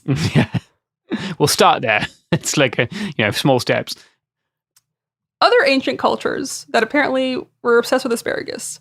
The asparagus plant appeared in an Egyptian frieze about 5,000 years ago, with Queen Nefertiti allegedly an asparagus fan. Archaeologists found traces of asparagus on dishware when they were excavating the Pyramid of Saqqara, along with other coveted foods like figs and melons. Apparently, in the Egyptian culture, this vegetable was considered sacred and used in religious ceremonies. And then in ancient China, honored guests were treated upon their arrivals with an asparagus foot bath. Didn't see that coming. Wow. I know either. Its uses are renowned and wide. About 2,000 years ago, a poet and Latin language prose writer and Platonist philosopher named Apuleius fell in love with a wealthy widow named Pudentilla. Knowing he needed to pull out all the stops to get her, he wooed her with a special dish that contained asparagus, along with crab tails, fish eggs, bird's tongue, and dove blood. He was accused of using magic charms to win her heart, and even though he successfully defended himself against these accusations, through this story, we can clearly see there is certainly something magical about asparagus. Yeah. I'm concerned about a crab tail. Yeah, as I read that, I was like, that's not a thing. On a crab. Yeah, as I read that, I was like, that's not a thing, but maybe it used to be, Maybe they, maybe that'll be my next episode. What happened to the crab lost its tail. Yeah, maybe he's talking about lobsters. Yeah, maybe that's the case. Yeah. Basically a seafood little guy with fish, eggs, and crab. And also bird's tongue and dove blood. Yeah, that's a bit weird. He lost me on that, to be honest. Yeah, romantic. Yeah, I assume we're coming to the asparagus recipes section. Not yet. Later in the podcast. I will let you proceed. Let me just zoom through the rest of this really quick. When Emperor Charles V of the powerful Habsburg Empire decided to visit Rome, and he was alive between 1500 and 1558, he visited Rome without warning anyone of his arrival. A sense of panic ensued because the emperor had arrived during a time of fasting. One clever cardinal sent cooks to work in creating 3 different asparagus recipes. They set the plates on perfumed cloths and offered the emperor 3 exquisite wines. He was said to praise the delicacies, and he was offered for years to come. And so for centuries, people have talked about asparagus, and they've also included asparagus in their Easter dinners because of its fast growth in the spring and how this can symbolize resurrection. The book, quote, A Curious History of Vegetables by Wolf D. Storrell has numerous asparagus anecdotes to enjoy if you're into that sort of thing, and it also contains this quote by modern-day plant experts Fritz Martin Engel. And this quote effectively sums up the types of people who have appreciated asparagus over the centuries. Quote, pharaohs, emperors, kings, generals, and great spiritual leaders, princely poets like Goethe and gourmands like Brant Savarin, all of them ate and eat asparagus with great enthusiasm. Let's get into the word, as I mentioned earlier. It comes from the Greek word asparagos. G-O-S is the end of that. So the word asparagus was eventually developed into the word asparagus in classical Latin, but then it was shortened to asparagus without the A in medieval Latin. According to the World of Wide Words, it first appeared in English around 1000 AD, and then by the 16th century, it was commonly referred to in English as sparich or sparage. At this point in time, similar to other English language developments, there was a reversion back to classical Latin roots that was encouraged by academics and herbalists. So asparagus came back into use with the A. But when it came to common use, the A was still dropped, and people called it asparagus, sparagrass, sparrowgrass, and then also just grass, which was another shortening that people still use today. After the demise of the Roman Empire, little is heard of regarding the history of asparagus for a while. But evidence suggests that asparagus was being grown in French monasteries in 1459, but then it's unheard of in England or Germany until the mid-1500s. By the 16th century, asparagus starts to appear in history books again, where it gained popularity in France and England. From there, the early colonists brought it to America. The French were the main exporters of the crop at the time. And if you wanted to please the Sun King, aka King Louis XIV of France, you can bring his second wife, Madame de Maintenon, a new asparagus recipe, and apparently that was very pleasing to him. She gathered them into a book, and asparagus soup a la Maintenon is still prized today. Asparagus is also, because of this, called food of the kings. And King Louis XIV was so fond of asparagus that he ordered special greenhouses built so he can enjoy asparagus all year round. Me and Louis XIV. Just commenting on how me and Louis XIV, same dude in many ways. Love a good asparagus recipe. Oh, you were like handshaking yourself. Yeah, I was doing that. Yeah. I did not catch that. Yeah. Got it. The medicinal virtues that are attributed to asparagus are a wide range. The roots, sprouts, and seeds were used as medicine. The fresh roots are a diuretic. A syrup made from the young shoots and an extract of the roots has been recommended as a sedative in heart issues.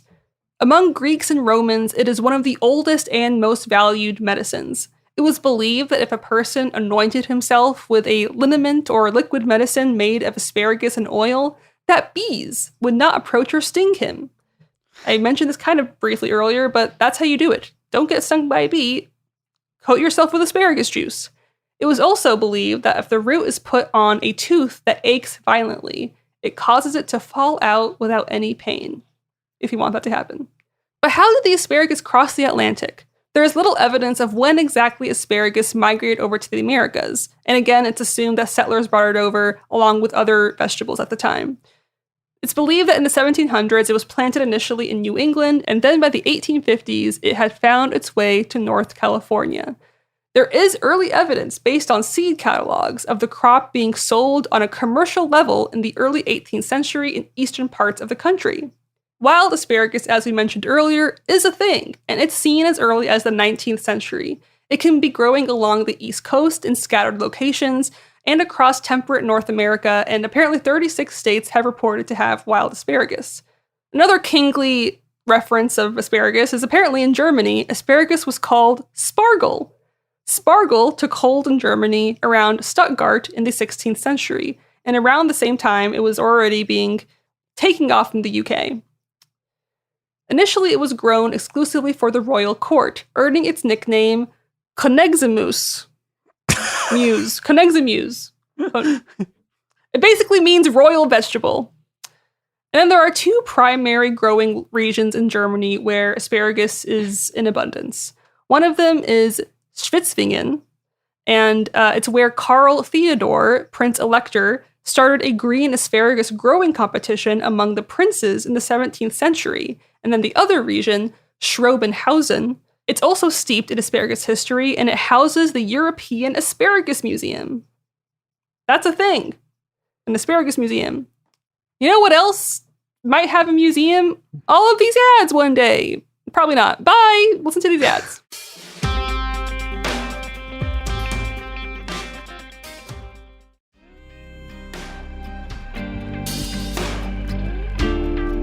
And we're back. Okay, James, I do think it's fairly interesting that there's an asparagus museum in Europe, but I also think it's interesting that you literally grew up in a town that had an asparagus mascot. Can you please explain this to me as someone who does not know what that means? I can explain a little bit of the asparagus mascot. So I lived near Evesham when I grew up. Evesham, of course, gives its name to the Vale of Evesham, which is the area where asparagus... It was actually the last British product to get a protected origin status from the European Union before Britain terminally fucked its economy by leaving the European Union. And so it's this area around the Vale of Evesham. You can't call it Vale of Evesham asparagus unless it's from the Vale of Evesham. I've just learned that the little purple tips on the spears, that's not normal, apparently. That's just in the Vale of Evesham. So it sounds like a made-up place, but I understand it's British, and that's why. Yeah, it's in Worcestershire, so not made up. You just it's Worcestershire, by the way, is how you pronounce Worcestershire. Worcestershire. No, people fucking. But it's one of those words that, like, it is. I didn't actually think that was what it was called, but I would actually maybe mispronounce that probably. Yeah, it seems like one of those words that really flummoxes the American mind. Yeah. So yeah, I grew up in the Vale of Evesham, and in the Vale of Evesham, we grow a lot of asparagus, and very proud of it. So we have an asparagus festival. If you want to get really like hokey and English, which people in England do be loving to do, especially people of a certain ethnicity, that like you generally pick asparagus from St. George's Day to Midsummer's Day, right? St. George is the patron saint of England and Catalonia.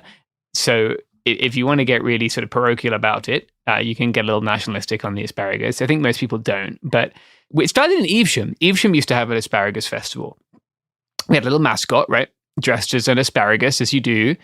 Like literally a man in an asparagus outfit, like walking around. Yeah, so there have been 2 generations. The first one, I think, we've mentioned the purple tips, and that it just looks like a dick. He looked a lot like a dick. He looked like a gangrenous penis. I mean, fertility was known for that. Maybe this one didn't look fertile. This one looked best avoided, if I'm honest. It looks like they retired him in 2008 and replaced him with Gus the Asparagus Man, who, if I'm honest, doesn't look as asparagus-y because they've given him sort of a flower tip. Like a broccoli-looking thing. Yeah, it looks a bit like a wheat, kind of weedy, kind of mapley. It's not full asparagus. There's also an asparagus fairy. I've not personally come across the asparagus fairy, but I've seen that in some images. Asparagus fairy? Yeah, you want to let me just drop this in the. I don't think you told me about the fucking fairy. It's just a non-stop learning journey for Shireen. This is insane. First, the stained glass, but I still can't believe that's a thing. Wow. Yeah. Y'all, what? Yeah, maybe we'll make this the image for the episode. Yeah, this is a good image. This is a great image. It's a classic image. Yes, you got a man dressed as Saint George. Not King George. Different. Maybe Georges. we can Photoshop our faces onto that. Yeah, that would be great. Let's do it. Let's do it. It'll be highly entertaining. So yeah, you can go now. I think it's in Bretfordton. Yeah, it is in Bretfordton, where you can have the asparagus festival. And what the festival is like the first auction of asparagus, right? And then they'll auction that off for a local cause. Normally, the first full bundle of asparagus, first round, as it's called, and that will immediately get bought up by someone. People pay hundreds of pounds for it. Wow! And then they rush it off to their restaurant in London, right? And they make it for their fancy people to pay fancy money for this fancy vegetable. Famously, I perhaps overstated that. Gus, the Asparagus Man, was refused entry to the Houses of Parliament in the United Kingdom maybe 10, 15 years ago now because his costume presented a security risk. Wow. Wait, okay. As someone who's had asparagus in an asparagus town and also here, is there a difference in taste? Yeah, definitely. Fresh asparagus is a lot better. When you get it in American shops, it's very woody. Like it doesn't have that kind of. I would describe raw asparagus when it's fresh. You know when you get peas and you've grown peas and you're having the peas. Yeah, love so it has peas. that. Yeah, love a fresh pea. So it's got that kind of. You can take that however you want. It's got that kind of pea freshness and sweetness to it. That sounds really good. It is really good, Shireen. That's why we have a whole thing about it. I don't think I've ever had good asparagus. I'm not gonna lie. I'm gonna grow some. I don't seek it out. Yeah, we'll go on a world tour. We'll do sea urchins. That'd be a nice combination, actually. A bit of sea urchin and asparagus. So what you're doing with the asparagus, right? You cut it, and it's hand cut, right? You're not going through like a combine harvester to do this. You're going through with a little knife, serrated knife, sharp on the backside. You just cutting the stalks, and you level them off right at the base. So you sort of so that the tips are level, and then you just cut across the base. So some of them are going to have more of the woody white base than others. The green part has been above the soil, and then the white part has been below. Right. So you're doing them. You get your round, or you get your however many asparagus you're getting, right? You get it very fresh. Often at least when we would buy it, we would just buy it like from farm shops or by the side of the road. We never grew it because it was just like a lot. You could get a lot more from just doing other vegetables. But you'd buy it the day it was harvested, then you drive it home, you immediately put it into boiling water, just briefly, right? And then you pop it out. You don't need to cook it for very long. If it's good, you don't want to cook it for very long, right? Just softening it a little bit. And then if you have it with, the traditional way to have it is with butter, which kind of, does away with the zero cholesterol benefit. Nice to dip in a soft boiled egg. Who cares about, the health stuff was just like a fun tidbit. Yeah, it's a luxury vegetable. Eat it how you want. Yeah, have it however you want. Dip it in a soft boiled egg where you boil the egg, but the yolk is still running, and then you dip the asparagus in. Yeah, never even thought of that combo. Yeah, it's a good one. It's lots of good childhood memories of the old asparagus and egg. Interesting. Yeah, lots of fun ways to eat it. Other things about the Vale of Evesham asparagus. Yeah, Gus, the asparagus man, he visited the... I want to repeat that he's called Gus. Sorry, Gus, the asparagus man. Sorry, continue. Yeah. He visited the European Parliament where he read, and there is... Shireen, would you like to see a video of this, actually, Shireen? I think this would be good for you. Oh, gosh. So here's a video of Gus the asparagus man in the European Parliament reading a poem. England is crazy. Wait, one of the more like... Oh, my God. You'll want to listen to it as well. The great and noble asparagus. Okay, I'm sorry. She's doing it again. He's reading a poem. About asparagus, that's correct. Yeah. And then he's making a joke about cider. Another great, more of a Hereford product, but another great local product. But yeah, I come from the home of Gus, the asparagus man. I've enjoyed many asparagus. It's nice when we have really miserable, like January, February, even into March in the UK is miserable. Like we get much shorter days, right? Because of being further north. It rains a lot. Like we don't get winters like the American cold places where you get like dry or like snowy kind of winters. We just get like right around freezing and raining a lot of the time, which is the worst weather that is possible to have. And it's just fucking miserable. So like when you're having the asparagus, it's like a nice sign that our summer days are really long as well. So you're getting these nice long summer days. You're like starting to get like, it comes after what they call the hungry gap, right? Mm-hmm. That time in like February, March, where you're not getting as many of your fresh vegetables. It's sort of the time when you're not really harvesting very much. So you're only got like your storage stuff, right? Your apples and potatoes. And so after that, you get your asparagus and it's the start of your spring veg. So it's a nice little celebration of springtime. Yeah. I didn't know anything about asparagus other than it made your pee smell until this episode. So yeah, we haven't even got learned a lot. Why does it make your pee smell? What's is that the asparagine? Well, okay.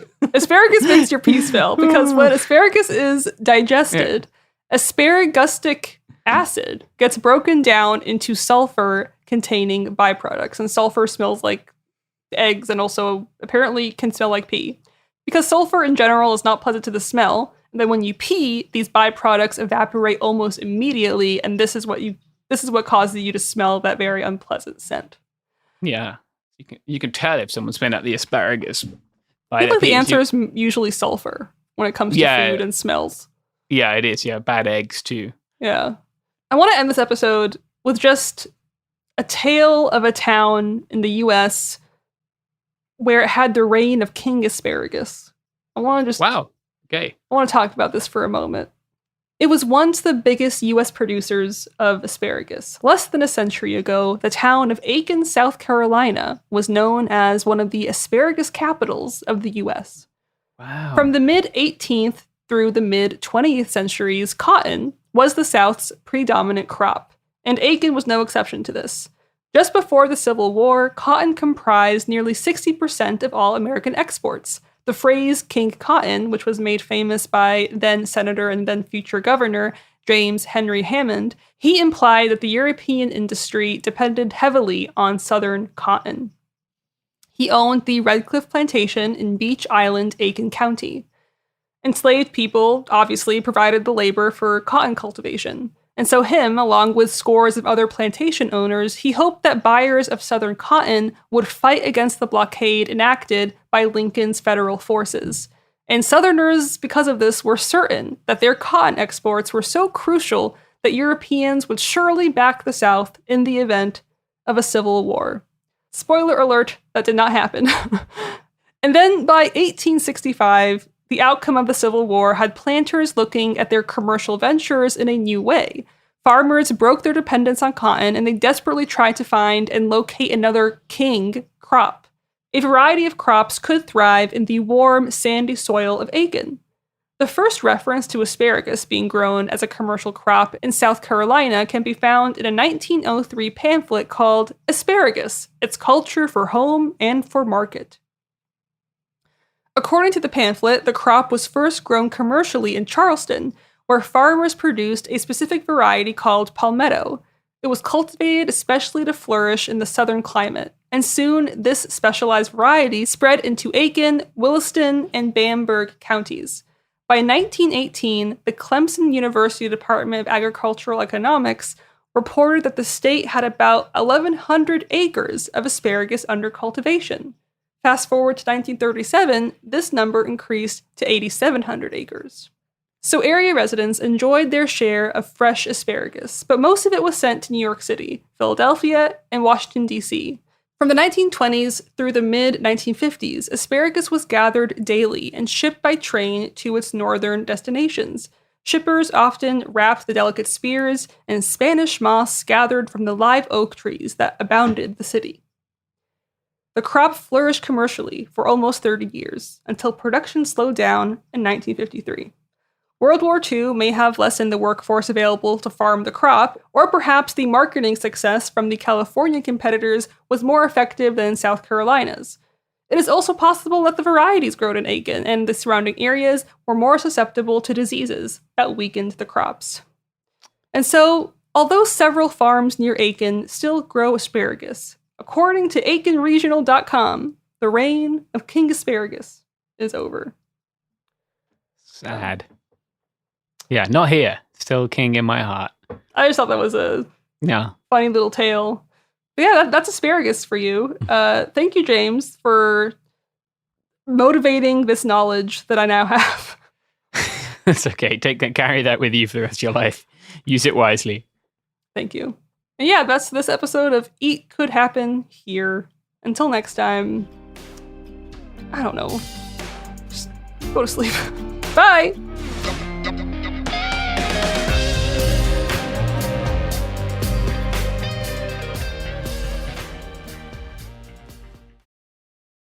Support for the show comes from Public, the investing platform for those who take it seriously. On Public, you can build a multi-asset portfolio of stocks, bonds, options, crypto, and now generated assets, which allow you to turn any idea into an investable index with AI. It all starts with your prompt. From renewable energy companies with high free cash flow to semiconductor suppliers growing revenue over 20% year over year, you can literally type any prompt and put the AI to work. It screens thousands of stocks, builds a one-of-a-kind index, and lets you backtest it against the S&P 500. Then you can invest in a few clicks. Generated assets are like ETFs with infinite possibilities, completely customizable and based on your thesis, not someone else's. Go to public.com/podcast and earn an uncapped 1% bonus when you transfer your portfolio. That's public.com/podcast. Paid for by Public Investing. Brokerage services by Open to the Public Investing Inc. Member FINRA and SIPC. Advisory services by Public Advisors LLC, SEC registered advisor. Generated assets is an interactive analysis tool. Output is for informational purposes only and is not an investment recommendation or advice. Complete disclosures available at public.com/disclosures. This is Jacob Goldstein from What's Your Problem? When you buy business software from lots of vendors, the costs add up and it gets complicated and confusing. Odoo solves this. It's a single company that sells a suite of enterprise apps that handles everything from accounting to inventory to sales. Odoo is all connected on a single platform in a simple and affordable way. You can save money without missing out on the features you need. Check out Odoo at odoo.com. That's odoo.com. Tired of spills and stains on your sofa? Wash away your worries with Anabay. Anabay is the only machine-washable sofa inside and out, where designer quality meets budget-friendly prices. That's right, sofas start at just $699. Enjoy a no-risk experience with pet-friendly, stain-resistant, and changeable slip covers made with performance fabric. Experience cloud-like comfort with high-resilience foam that's hypoallergenic and never needs fluffing. The sturdy steel frame ensures longevity, and the modular pieces can be rearranged anytime. Shop WashableSofas.com for up to 60% off site-wide. backed by a 30-day satisfaction guarantee. If you're not absolutely in love, send it back for a full refund. No return shipping or restocking fees. Every penny back. Upgrade now at WashableSofas.com. Offers are subject to change and certain restrictions may apply.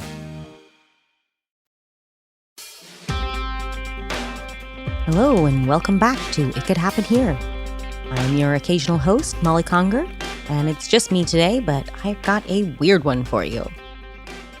Now, I don't know if you remember, but a few months ago, I did an episode about a ring of Hitler-loving Zoom bombers running a national campaign to disrupt public meetings. Those guys were mostly members of the Goyim Defense League, an anti-Semitic group of freaks who just loved getting a rise out of people. They were calling themselves the City Council Death Squad, and they've disrupted hundreds of virtual public meetings from coast to coast over the last year, everything from zoning boards in New Jersey to city council meetings in California, even dipping their toe into messing with online meetings of Alcoholics Anonymous.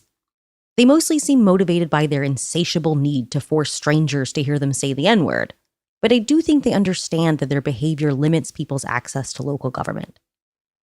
Many of the cities they targeted responded by ending virtual participation in government meetings. That means fewer people participate, it's harder to engage with local government, and people just generally feel less safe and less motivated to pursue the kinds of redress available to them through local democracy. And I'm glad we did the episode. I heard from people in maybe a dozen cities all over the country who found the episode online when they were trying to figure out what the hell happened at their own meeting. And the guys doing it liked the episode so much that now they use my name when they call into meetings to scream slurs, which is a less positive outcome, but what can you do? I assume if the mayor of Redlands, California, Googles me, he'll figure out I wasn't the one doing Holocaust denial at his meeting. But overall, this seems like the kind of thing that would be prosecutable, especially considering we know the real names of many of the group's ringleaders. Well, someone has finally been indicted for orchestrating hateful Zoom bombing in virtual city council meetings, but it isn't them. It's something much, much weirder. Last month, Feds unsealed an indictment against a man named Mohammed al-Hashemi. He's a Syrian national from Albania, currently living in England. And according to the federal prosecutor, he was the mastermind behind a Zoom bombing ring that targeted the Fresno City Council in the summer of 2020. He's been charged with 1 count of engaging in repeated harassing communication, 1 count of engaging in anonymous telecommunications harassment, 3 counts of a classic 18 U.S.C. 875C, transmitting threatening communications, and 1 count of conspiracy for doing all of the above, right? So there's a conspiracy, and then those other charges represent the overt acts of that conspiracy. Now, again, I'm not a lawyer. I'll tell you that every time. I don't know all the laws. And so this is the first time I'm realizing that harassing someone by phone is a federal crime. I mean, it makes sense, right? Of course, that's illegal at the federal level, too. I just didn't think about that the last time we were talking about Zoom bombing. I mean, the obvious charge is interstate threats. If you make a threat using a phone, the internet, or the mail, that's federal territory. But prosecutors are sometimes a little gun-shy about threats. They want a slam dunk case. They want a true threat, right? Something that is undeniably an actual threat before they'll bring a case like that. So I thought they'd have to get a little creative if they wanted to indict Zoom bombers. But if you're just talking about harassing phone calls, it's actually pretty straightforward to bring a federal case against the guys doing this. So 2 of the charges in the indictment are for different subsections of 47 U.S.C. 223, obscene or harassing phone calls. Subsection A1C is making a telephone call or utilizing a telecommunications device, right? So that means it doesn't have to be a literal telephone. It can be a Zoom call. It can be any kind of telecommunications device, like text message, etc. Whether or not conversation or communication ensues, which means, repeated harassing hang-up calls count too. You don't even have to say anything. Without disclosing his identity and with the intent to abuse, threaten, or harass a specific person, right? So this subsection is specific to the fact that they were using fake names. And then subsection A1E is making repeated telephone calls or repeatedly initiating communication with a telecommunications device, during which conversation or communication ensues solely to harass any specific person. Both of those counts carry a maximum sentence of 2 years, and they're usually just punished with a fine. Not that serious. The other counts are a little more serious. Interstate threatening communications can get you up to 5 years per count. And some of these calls had some pretty violent language. I'm interested to see how they move forward with the threats, though. The actual intent or ability to carry out a threat doesn't necessarily matter if the person the threat was made to was in reasonable fear from it. But I'm sure we'll see it argued that, he was in Albania. He never planned to go to Fresno to hurt people. The obvious counter to that, though, is that he did literally say he was in Fresno, and there was no obvious indication to the victims that that wasn't true. And he's also charged with conspiracy. The indictment refers multiple times to unnamed co-conspirators. So this isn't just one guy making racist prank phone calls. This is an organized and intentional conspiracy to engage in harassment and threats. And that conspiracy is a little grim. The FBI and the UK's Metropolitan Police Force did find and interview at least 9 members of the group they're saying al-Hashemi was leading. And the reason they aren't named is because they are children. The children interviewed by the FBI had pretty consistent accounts. Once there was a federal agent in their living room telling their mom about the Albanian Nazi they'd been chatting with on Roblox. Okay, not exactly Roblox, that's a little hyperbolic, but the raids were coordinated on a platform called Guilded, which is kind of like Discord and is owned by the same company as Roblox. So it's mostly used by gamers to talk about gaming, but also apparently for doing federal crimes. But the kids all said the group's leaders were users named Inseno, that's I-N-S-E-E-N-O, not Encino like Encino Man, the Pauly Shore movie, and Sapper. Many of the kids correctly ascertained that Inseno, the user feds have identified as al-Hashemi, was older than they were and European, but spoke English very well. I went back and pulled the public access TV recordings of some of those meetings and listened to the calls attributed to al-Hashemi, and he really doesn't have an accent that I could hear. You don't gotta hand it to him or anything. But he does say the N-word like a red-blooded American racist, so I guess he had some practice. The kid interviewed by the Metropolitan Police Service at his parents' house in London said that Sapper was a college student in the United Arab Emirates. Although in the footnotes, the FBI agent indicates that actually Sapper is in Jordan, but, close enough for a teenager. I can't find any information about whether or not charges are being pursued against that user, either in the US or in Jordan. He isn't identified by name at all, but he does appear to be the only other adult discussed in that document. The English teenager said Sapper loves spamming the calls they raid with ISIS gore videos. The criminal complaint details 7 incidents of Zoom raids in June and July of 2020, 5 of which were meetings of the Fresno City Council. One was a Jewish religious service conducted by Zoom in Albuquerque, New Mexico, and the other was some random couple's wedding in upstate New York. But the incidents described in detail in the complaint are clearly not the only ones that happened, just the only ones being charged at this time. When FBI agents interviewed a 13-year-old boy in Oregon, he told them the group's leader also enjoyed Zoom bombing parent-teacher conferences, specifically at schools that had had past active shooter events.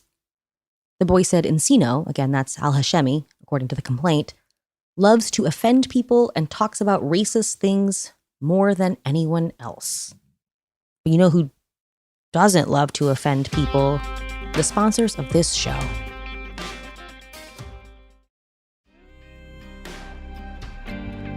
And we are back. I hope you enjoyed those products and services. Hopefully none of them were for online chat platforms where European neo-Nazis are recruiting your kids.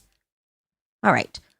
So all these criminal charges here are related to conduct that occurred in the span of less than 5 weeks, 4 full years ago. But for as long as it took to actually indict al-Hashemi, it looks like the feds acted pretty quickly after the first few threats were made. They were sitting at the dining room table talking to a kid identified as RB by August 27th, barely 2 months after the call started.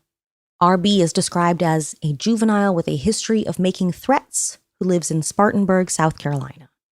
Now, obviously, it's impossible to identify this minor and probably not a good idea to do, even if I could, but I am dying to know what exactly that history of threats looks like. I found a couple of news stories in the year or two before this about teens in the Spartanburg area who'd been arrested for making threats. Now, obviously, again, even in those news stories, if a minor is arrested, they're not identified, so there's no way to sort of connect these two unnamed teens. But I did find a story about a 9th grader who posted a Snapchat on the day of the Parkland school shooting in 2018. It was a photo of the teenager holding a realistic fake gun with the caption, "Round 2 of Florida tomorrow." Again, it's impossible to say if there's any connection, but the general age, location, and interest in school shootings definitely caught my eye. Another member of the group, identified as a minor named CG in North Caldwell, New Jersey, sometimes used the name Adam Lanza during the Zoom raids, an homage to the Sandy Hook school shooter. And when the FBI was chatting with RB on August 27th, he told them about another user in the Discord who posted often about his desire to carry out a school shooting and wanting to kill. A few days after that, the FBI agents were sitting down with that 13-year-old boy and his parents in Oregon. That boy, identified as PM, told the agents that Encino wasn't just interested in Zoom bombing, but the group also doxed people, naming a bizarre list of targets ranging from Jewish leaders to yoga teachers and cooking classes. PM also told the agents that Encino had doxed a former member of the group, a girl identified in a footnote as LT, after a disagreement over whether or not they should be using so many racial slurs in the prank phone calls. Now, I know I said it wasn't possible or even advisable to try to identify these minors, but it turns out it is possible, and she's not a minor anymore. I don't know. Maybe the rule is if you're old enough to drive drunk, you're old enough to get talked about on a podcast. She's got a court date coming up for a DUI arrest in April. The girl identified as LT was doxxed by the group's leader in July 2020 when she was just 16. And we only have that 13-year-old aspiring school shooter's word for it as to why she left the group. Maybe it is possible that she disagreed with the racial slur-heavy call scripts, but I don't think that's because she's not a huge fan of racism. She shows up that same year in leaked Discord chats from the servers Groyper Haven and Nick Fuentes Unofficial, both servers for fans of Nick Fuentes. She identifies herself as a paleo-conservative Christian monarchist and claims to know Nick Fuentes. When another user asked her if she likes Nick, she says, "Yeah, he's cool." But she takes issue with the fact that he wants to marry a white woman because he is, in her eyes, not white, and says, "Whites are better than any other race, and we need to stay inside of our own race." A few sort of vestigial stitches of videos with her now banned TikTok account show her in a Trump shirt and MAGA hat, giving the camera this weird Kubrick stare as the text, "Girls that think communists should be jailed," appears over her head. You know, kids will be kids, right? Just classic kid stuff. Wanting to imprison your political enemies and being really opposed to race mixing. Well, last summer, she gave a speech about cancel culture to the Berks County Patriots, an anti-government extremist group that sent charter buses to the insurrection. And public records show she received a stipend as a legislative intern at the Pennsylvania House of Representatives. The teenage Groyper to legislative aid pipeline is something that should concern us all a little bit more. But doxing LT seems to have frightened some of the other kids. PM, that's 13-year-old in Oregon, told agents he was worried the group would dox him if he tried to leave. BO, a minor in North Carolina, told agents he believed Encino had access to his computer via spyware. AM, a 17-year-old in Maryland, provided agents with screenshots showing Encino had posted his address and discussed having him swatted. And this is such a messy, ugly thing, right? So, first of all, these are kids. They're kids, right? One of them is as young as 13. And that has to be front of mind in all of this. But even if they lack the frontal lobe capacity to really understand the consequences of saying you're going to kill someone, this isn't just normal kid acting out behavior, right? PM told other users he wanted to shoot up his school. AM posted often about wanting to build bombs and blow things up and expressed a lot of interest in ISIS. They were all calling into these meetings and saying the most shocking, upsetting things they could think of. And it's not 100% clear why, right? Like they didn't all necessarily have the same motivations or understandings. A teenager identified as KH told agents, "The goal is to create such a disturbance that the hosts have no choice but to terminate the meeting. Hurting people's feelings along the way is completely in bounds. And the slurs were just a means to that end." He said they would, quote, "just have fun in there." AM told agents he was just posting, quote, "random things." But he also admitted he hates Jews. And so maybe it's a meaningless exercise to try to nail down exactly how ideologically committed these teens were to this project of racial and religious harassment. But al-Hashemi is also not the first Nazi to see the value in recruiting teens online. They may just be kids talking shit right now, but if you hear a kid talking this type of shit, don't brush it off, right? This starts somewhere. This edgy, shocking, unserious, sort of 4chan style racism crystallizes into serious ideological commitment for some of them. And I hope these kids' parents were able to provide some meaningful intervention after they found out what their kids were up to online. And back to that timeline, right? So the indictment only lists the June 2020 calls as the overt acts of the conspiracy. But the date range for the charged conduct is actually May 2020 to February 2022. And maybe that means they plan to introduce additional evidence of other calls to support the conspiracy claim. It's hard to say. They're being pretty tight-lipped about it. Reporting by Jason Kobler for 404 Media says the Department of Justice declined to comment on the possibility of anyone else being charged. And the criminal complaint goes into some detail about interviewing multiple cooperative minors, but it is possible the records they got back from these various platforms led them to other co-conspirators who are old enough to catch a federal charge. There are a lot of details missing here that we'll just have to wait for. The docket shows that Al-Hashemi has retained an attorney. I assume they wouldn't have unsealed the indictment if they didn't have him in custody, but there's no information available about when or where he was arrested and how that extradition is coming along. And it's interesting to me how incredibly similar the MO is in this case to the ring led by the Goyim Defense League guys. I mean, it's not exactly a complicated plan. It's not hard to believe that racists who never met each other would independently arrive at the same gross way of bothering people. But take, for example, one of the incidents in the indictment. A man that they allege was Al-Hashemi called into the Fresno City Council meeting on June 11th, 2020, during public comment. He pretended to be a local resident named Brian, and he started off pretty normal, saying, I agree with the previous speaker. He's sort of indicating that he's interested in and engaged in the topic of the meeting. He expresses an opinion about the topic at hand, which happened to be police funding. And then suddenly he pivots to a violent call for murder of Black residents and repeatedly uses the N-word. And so after that call ends, the council's on high alert for disruptive callers, so subsequent members of the group don't bother with a script or a backstory. They just start shouting slurs the second they connect until they're booted from the call, right? So in this case, the caller after fake Brian was that minor from South Carolina. And when his call connects, you can hear him laughing and he just says the N-word and they hang up on him. I don't know, maybe I'm too hung up on the structural similarities here. I guess that's just classic crank call procedure, right? You start off with a reasonable ruse. You get the person you've called to believe this is a real normal phone call, and then you shock and upset them by making a hard right turn into the, I guess you can't really call it a punchline if it's not funny, but you know what I mean. But if you took the names out of this indictment, you could mistake these descriptions of calls for City Council death squad scripts. But they didn't start doing their Zoom bombing until the summer of 2023. And according to this indictment, the FBI agents were having uncomfortable conversations with teenage boys all the way back in 2020. So I think if there was any overlap between these two Zoom bomb rings, we'd know by now. I think this is just unrelated racists reaching the same horrible conclusion. But if those guys are listening, I hope they hear the significance of that timeline. Within weeks of that first Zoom bomb in this indictment, they had search warrants for the homes of two of the minors on those calls. I think a lot of people assume that if they don't get caught, they aren't going to get caught. You see that a lot in tax evasion cases, right? After you do it a few years in a row, you figure they're never going to get you, so you keep doing it, you get a little bolder. But they're just taking their time in building their case. Just because you haven't been caught yet doesn't mean they don't know you're doing it. So who knows? Maybe we'll see a similar indictment against the GDL guys a few years after they started doing it. There's not really a button to put on this one. We'll have to wait for more filings in Al-Hashemi's case to learn anything more there. But if you know any teenagers, check in with them.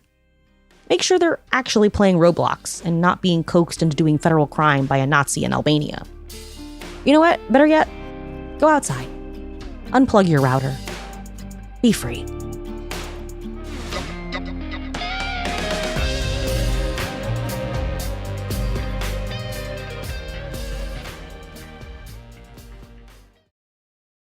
Support for the show comes from Public, the investing platform for those who take it seriously. On Public, you can build a multi-asset portfolio of stocks, bonds, options, crypto, and now generated assets, which allow you to turn any idea into an investable index with AI. It all starts with your prompt. From renewable energy companies with high free cash flow to semiconductor suppliers growing revenue over 20% year over year, you can literally type any prompt and put the AI to work. It screens thousands of stocks, builds a one-of-a-kind index, and lets you backtest it against the S&P 500. 100. Then you can invest in a few clicks. Generated assets are like ETFs with infinite possibilities, completely customizable and based on your thesis, not someone else's. Go to public.com/podcast and earn an uncapped 1% bonus when you transfer your portfolio. That's public.com/podcast. Paid for by Public Investing. Brokerage services by Open to the Public Investing Inc. Member FINRA and SIPC. Advisory services by Public Advisors LLC, SEC registered advisor. Generated assets is an interactive analysis tool. Output is for informational purposes only and is not an investment recommendation or advice. Complete disclosures available at public.com/disclosures.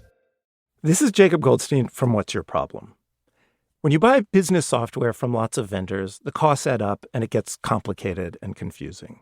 Odoo solves this. It's a single company that sells a suite of enterprise apps that handles everything from accounting to inventory to sales. Odoo is all connected on a single platform in a simple and affordable way. You can save money without missing out on the features you need. Check out Odoo at odoo.com. That's odoo.com.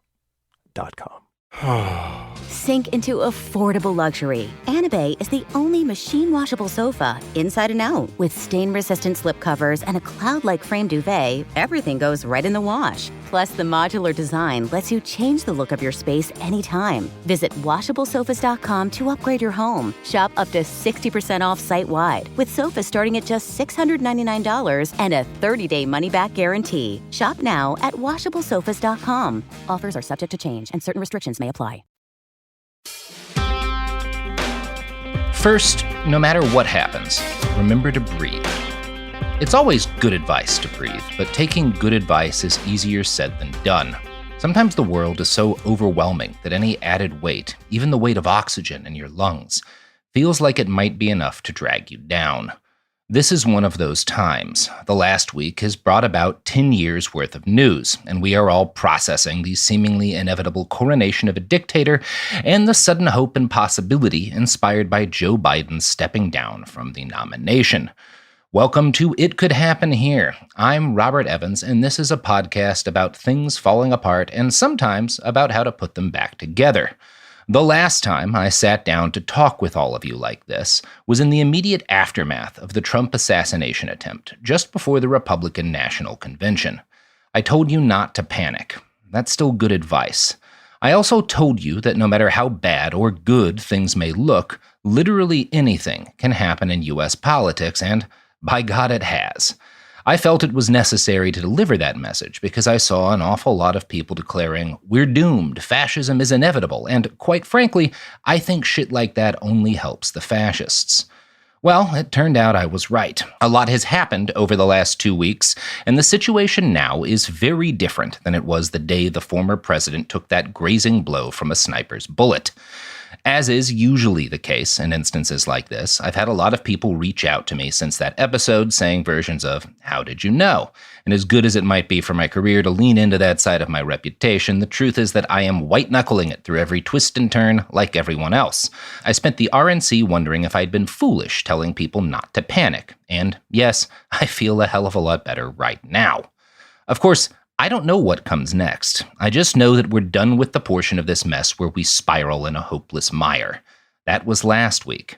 This week, the outlook is a lot better. And not because Kamala Harris is our savior or because Nancy Pelosi is a 3D chess master, but because men age and die. This is a fact I tried to remind myself of as I groaned through that disastrous debate with the rest of the country.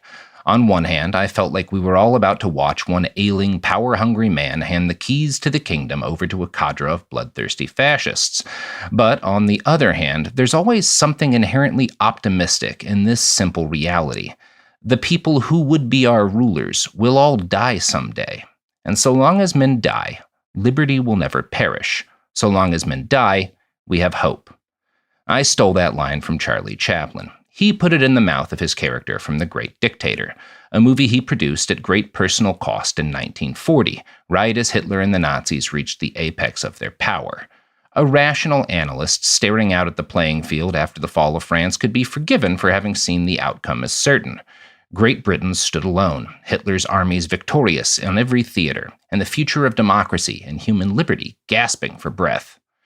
One such rational analyst was Joseph Kennedy, U.S. ambassador to Great Britain and patriarch of the Kennedy family.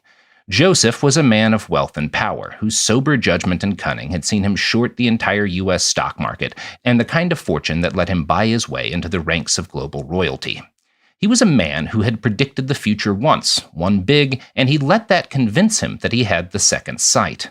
And so in November 1940, less than a month after the release of The Great Dictator, Kennedy found himself in an interview with the Boston Globe. Looking out at the ruin of Europe and the bombs falling on London, he told a reporter, "Democracy is finished in England. It may be here." Here, of course, being the United States. Now, the resulting blowback to all of this saw Kennedy forced to resign his ambassadorship. The very next year, Hitler invaded the Soviet Union, and for several brutal months it looked like Joe had been right. Not only might democracy be finished, but every system besides fascism might be hurtling towards annihilation and bondage under the swastika. Depending on how you count it, the Third Reich, and fascism as a whole, reached its greatest extent of territorial power in either mid-August or September 1941. By November of 1941, a year after Joe Kennedy's remarks to the Globe, Operation Barbarossa had been wrenched to a bloody halt, and the long battle to push the fascists back and drown them in the waters of their birth had begun. And so, in the end, it was Charlie Chaplin, not Joe Kennedy, who had the proper measure of things. Liberty survived because men died, many millions of them, from Kiev to Canterbury. We live in very different times now. The armies of fascism are not primarily conquering land under arms. The primary terrain of our present conflict exists within the hearts and souls of men and women, and while populism is still a favorite mechanism of action among the fascists, they have, in this country at least, given up on victory by sheer weight of numbers. It's true what they say. War never changes. Weapons do, but the core of all human conflict revolves around the capture and denial of territory. If you can't occupy ground yourself, you must at least deny it to the enemy. In infantry combat, this is the primary use of a machine gun, not to kill people, but to blanket an area in bullets and stop the enemy from moving through it. In our modern war of thoughts and feelings, the machine gun has yielded to the fire hose of propaganda and disinformation. These have always been parts of the fascist arsenal, but the internet has allowed an increase in the scale and speed of their deployment that is very much comparable to the replacement of bolt-action rifles with automatic ones. The forces of basic human decency have a natural advantage in terms of human terrain that should be impossible for the fascists to counter. No matter what the bastards say, most people want to be left alone with the people they love to live their lives. The forces of hate, the people who want to throw trans kids and their parents in gas chambers and drown migrants in the Rio Grande, tap out at a little over a third of the population. Max. If you want to return to World War II metaphors, and why wouldn't you, the monsters are stuck in tiny landlocked Germany without any gas or steel. The only way for them to access the resources and territory they need to maneuver themselves into a victory is by cutting us off from each other and keeping us too confused and divided to surround the bastards and smother them all for good. They do this by convincing you that you are isolated, alone, and surrounded by them. Our hopelessness is their force multiplier. When leftists in the U.S. look out at Ukrainians struggling for survival and write them off as Nazis, as deluded tools of imperialism, when liberals in blue cities decry college students protesting on behalf of dying Palestinian children as agents of Hamas, the lines of solidarity between us snap rather than wrapping like a garrote around the throats of our opponents. This is why you've seen so much allegiance and sympathy between the cruelest and most deluded segments of the Western left, the people who laughed at Syrian civilians sheltering from Bashar al-Assad's bombs and called them the CIA, and the agents of Putin's Russia and Peter Thiel's neo-monarchist right. The Thiels, Bannons, Putins, Erdogans, Trumps, and Modis of the world know how lonely they are. The only way they can win is to convince you that you're alone. Then they have you at a disadvantage. Then they can kill us, one by one. You know, there's no smooth way to transition to an ad in a piece like this, but here it is.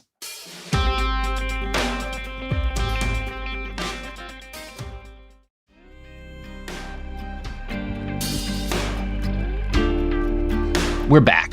Now, I'm not a youngin', but I do sometimes tend to think of humanity as a single vast gestalt organism, groping for survival and comfort in a world that mostly exists beyond what we can see.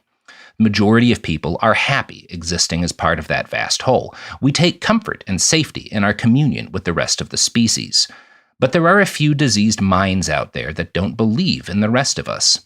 These solipsists see themselves as the only minds, and the perpetuation of their own power and will as the only real good.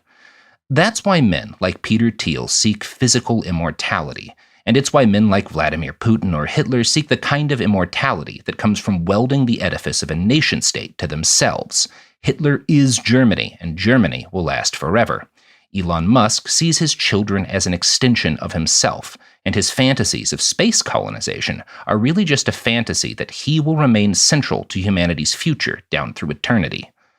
Musk has repeatedly identified himself as a pro-natalist, and he believes his responsibility is to have as many children as possible to secure a pro-human future. The term pro-human might confuse you, given the lack of concern he has for the children being bombed in Gaza, or who will surely die in the mass deportation camps the Republican Party is currently salivating to open.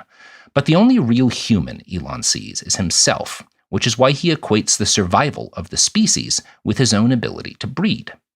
As I type this, video has begun circulating around the internet from an interview Musk conducted with Jordan Peterson for the Daily Wire. In it, Musk explains why he has now fully embraced politics, endorsing Donald Trump and declaring himself at war with wokeism, which he describes as an existential threat to the species. He claims that what cinched this for him was his daughter deciding to transition. It happened to one of my older boys, where I was essentially tricked into signing documents for one of my older boys. There was a lot of confusion. And, I was told, he might commit suicide. It's incredibly evil, and I agree with you that people that have been promoting this should go to prison. So I was tricked into doing this. It wasn't explained to me that puberty blockers are actually just sterilization drugs. So I lost my son, essentially. They call it dead naming for a reason. Yeah, all right, so the reason it's called dead naming is because, my son's dead, killed by the woke mind virus. Musk's child is not, in fact, dead, but they have expressed an identity utterly separate from Elon, an identity he cannot understand, because Musk can only see his children as an extension of himself and his ego. This is, in fact, worse than death. It is a threat to Musk's own life. This, incidentally, is why Musk and his fellow travelers see transgender kids as such a threat. Accepting a trans child, even if you don't fully understand how and why they feel the way they do, is one of the most radical acts of love imaginable. To do this means that you've accepted on a fundamental level that your children are autonomous beings, not an extension of you, but something new, wonderful, and unique. The essence of parental love is to give your children to the world. This means accepting that you are finite, that the world goes on without you. If you see all humanity as an extension of your own ego, nothing could be more frightening. The people who feel this way, people like Elon, are mutations, a glitch in the human system that starts as a glitch within the heart of an individual. It comes as a byproduct of success in the very visible, spectacular ways that feed narcissism. When I think about stuff like this, I refer often back to a great article by the anthropologist Richard Lee, Eating Christmas in the Kalahari. Lee spent years living among the Ikung Bushmen, a Bantu-speaking hunter-gatherer group who were seen by anthropologists as some of the people still living in a manner most similar to our ancient ancestors. One Christmas, as a show of gratitude to his hosts, Lee purchased a massive ox for the holiday feast. He was excited to show this great gift off to his new friends, and he was proud of himself for having gotten it.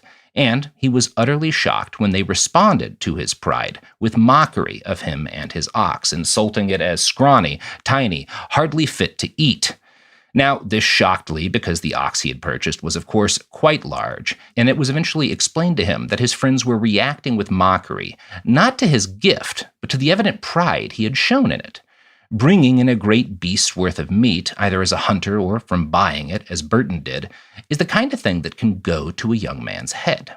If you are the one with the pocketbook or the one who fires the arrow, you can forget that the meat before you, the meat that you brought into the community, is not the product purely of your own genius, but is a product of all of the time and resources invested in you by the community. The shaming of the meat, as this tactic was called, is a time-honored way of correcting the glitch in young men of the Ikung before it can turn terminal. As one elder in the tribe eventually explained to Lee, when a young man kills much meat, he comes to think of himself as a chief or a big man, and he thinks of the rest of us as his servants or inferiors. We can't accept this. We refuse one who boasts, for someday his pride will make him kill somebody. So we always speak of his meat as worthless. This way we cool his heart and make him gentle. And speaking of cooling your heart, why don't you cool your heart with some ads? And then we'll come back to conclude this in a little bit.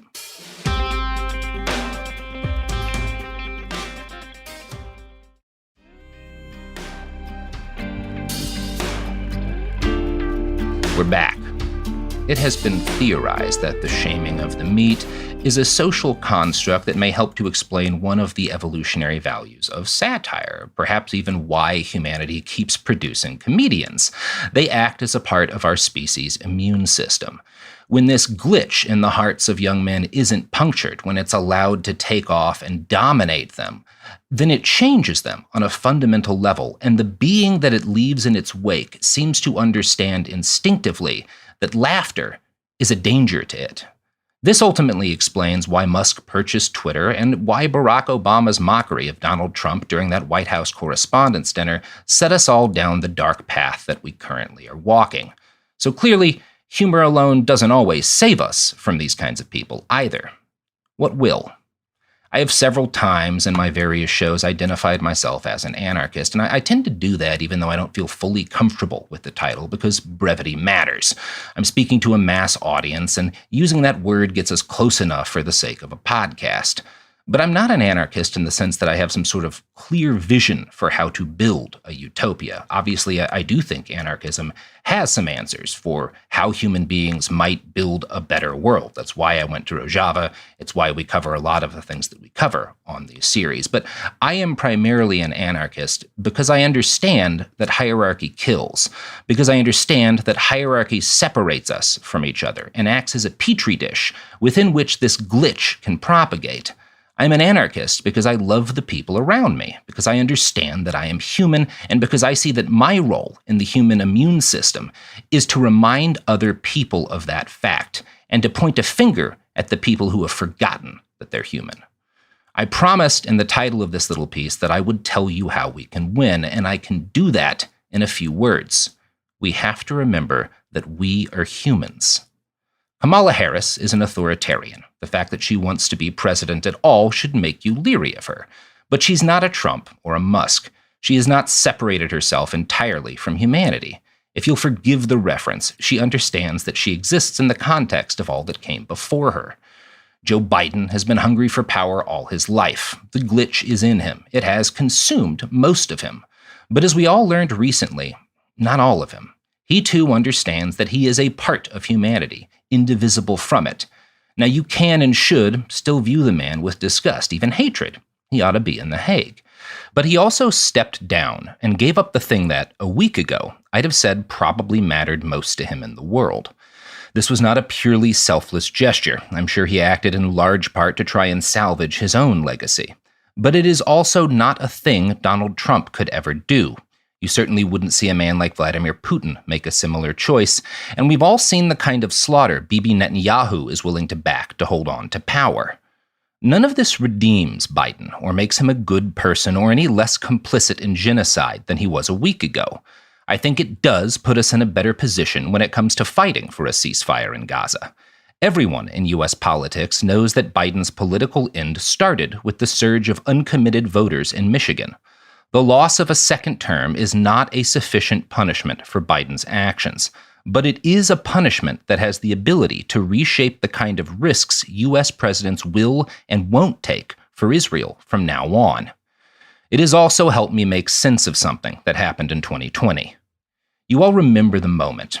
During the one presidential debate that year, President Trump attacked Biden over the numerous scandals of his son Hunter, a troubled drug addict who tried and largely failed to use his father's name to secure wealth and standing for himself. Hunter's troubles have been tremendously embarrassing to his father. But up in front of the country and world, Biden refused to throw his son under the bus. He embraced him and expressed the kind of unconditional love that is utterly alien to men like Trump and Musk. Biden, for all the evil that he has done and the raw selfishness that allowed him to reach the presidency in the first place, is a man who loves his son. Most importantly, he loves Hunter as Hunter and not purely as an extension of Joe Biden. There's an excellent series of articles out in The Atlantic right now by Tim Alberta, who might be the finest political journalist writing today. Tim had the good instincts to look behind the scenes at the team Trump picked to orchestrate his 2024 campaign, and he's delivered deep reporting about why they've made some of the baffling decisions that they've made. Chief among bafflements was the selection of J.D. Vance as vice president. Vance barely won his seat in Congress with the help of tens of millions of teal dollars. He is a liar without principle who has repeatedly expressed his desire to tear up the Constitution and usher in a new Red Caesar to bring this nation to heel under men like him. I watched Vance's speech at the RNC live at a Heritage Foundation party, surrounded by the rightest of the right. Not one of them offered a single word of praise. Vance was that bad. JD is the sort of pick Trump's handlers were sure that they could afford to make. Vance would bring the Silicon Valley billionaire set to the table, open up their purse strings, convince them they were welcome in the new ruling class. Sure, he wouldn't bring any votes, but a week ago, running against Sleepy Joe, the sick man of U.S. politics, Trump's team felt they had votes to spare. Well, now the worm has turned. The polls still point to an election that is deeply in doubt. But polls don't say everything. The panic of their responses to Biden stepping down, the chaotic spree of hate, points to a single truth. They don't know what to do now. The monsters are off balance, stumbling, unable to find the ground. We can see some evidence of this in the fact that Musk just came out and canceled his promised $45 million monthly donations to the Trump campaign. This is the first chain of solidarity between our enemies to crumble, and it won't be the last. Every time that happens, we get more room to move and maneuver. The fascists may well regain their footing in time to crush us. But something else has happened in the last few days as well. People, we humans as a vast blurry mob, have started to remember how many of us there are and how much potential the weight of our numbers gives us. We have started to reconnect with each other, and that has also opened up possibilities that did not exist before. Kamala Harris and the Democratic Party aren't going to bring an end to global capitalism or drive a stake into the heart of the oil and gas industry. There remains so much else to do, so many other fights ahead of us. But if we can crush the Republicans here, it will be the fourth election cycle in a row where the right made a war on trans people, on the concept of diversity, on any kind of open secular society, the core of their electoral efforts. And it will be the fourth time that they have done that and lost. If we break their lines and send them fleeing into the hills, we have an opportunity to shatter their power and use the momentum of that victory to start building something better. There's no clean or easy route to a better future, but our chances are a hell of a lot better the more of us that stay alive, and the more scattered and frightened that we can make our enemies. Our strength has always come from solidarity, from the understanding that we need each other and that we are part of each other. The Putins and Trumps and Musks and Thiels of the world are, of course, a part of humanity as well, but they are incapable of seeing or accepting that. And so long as that is the case, we outnumber them. So long as that is the case, we can win.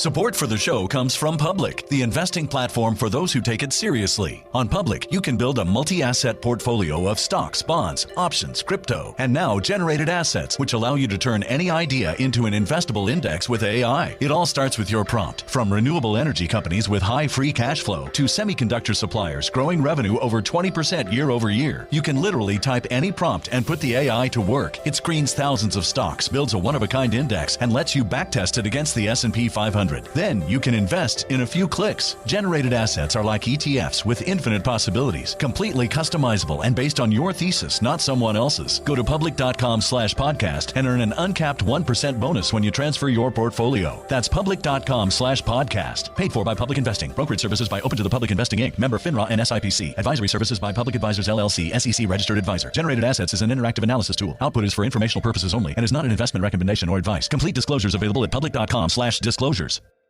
This is Jacob Goldstein from What's Your Problem? When you buy business software from lots of vendors, the costs add up and it gets complicated and confusing. Odoo solves this. It's a single company that sells a suite of enterprise apps that handles everything from accounting to inventory to sales. Odoo is all connected on a single platform in a simple and affordable way. You can save money without missing out on the features you need. Check out Odoo at odoo.com. That's odoo.com. Tired of spills and stains on your sofa? Wash away your worries with Anabay. Anabay is the only designer sofa that's machine washable inside and out, starting at just $699. Plus, Anabay sofas are pet-friendly, stain-resistant, and feature changeable slipcovers and modular pieces. Get up to 60% off site-wide with a 30-day money-back guarantee. Visit WashableSofas.com to get yours now. That's WashableSofas.com. Offers are subject to change, and certain restrictions may apply.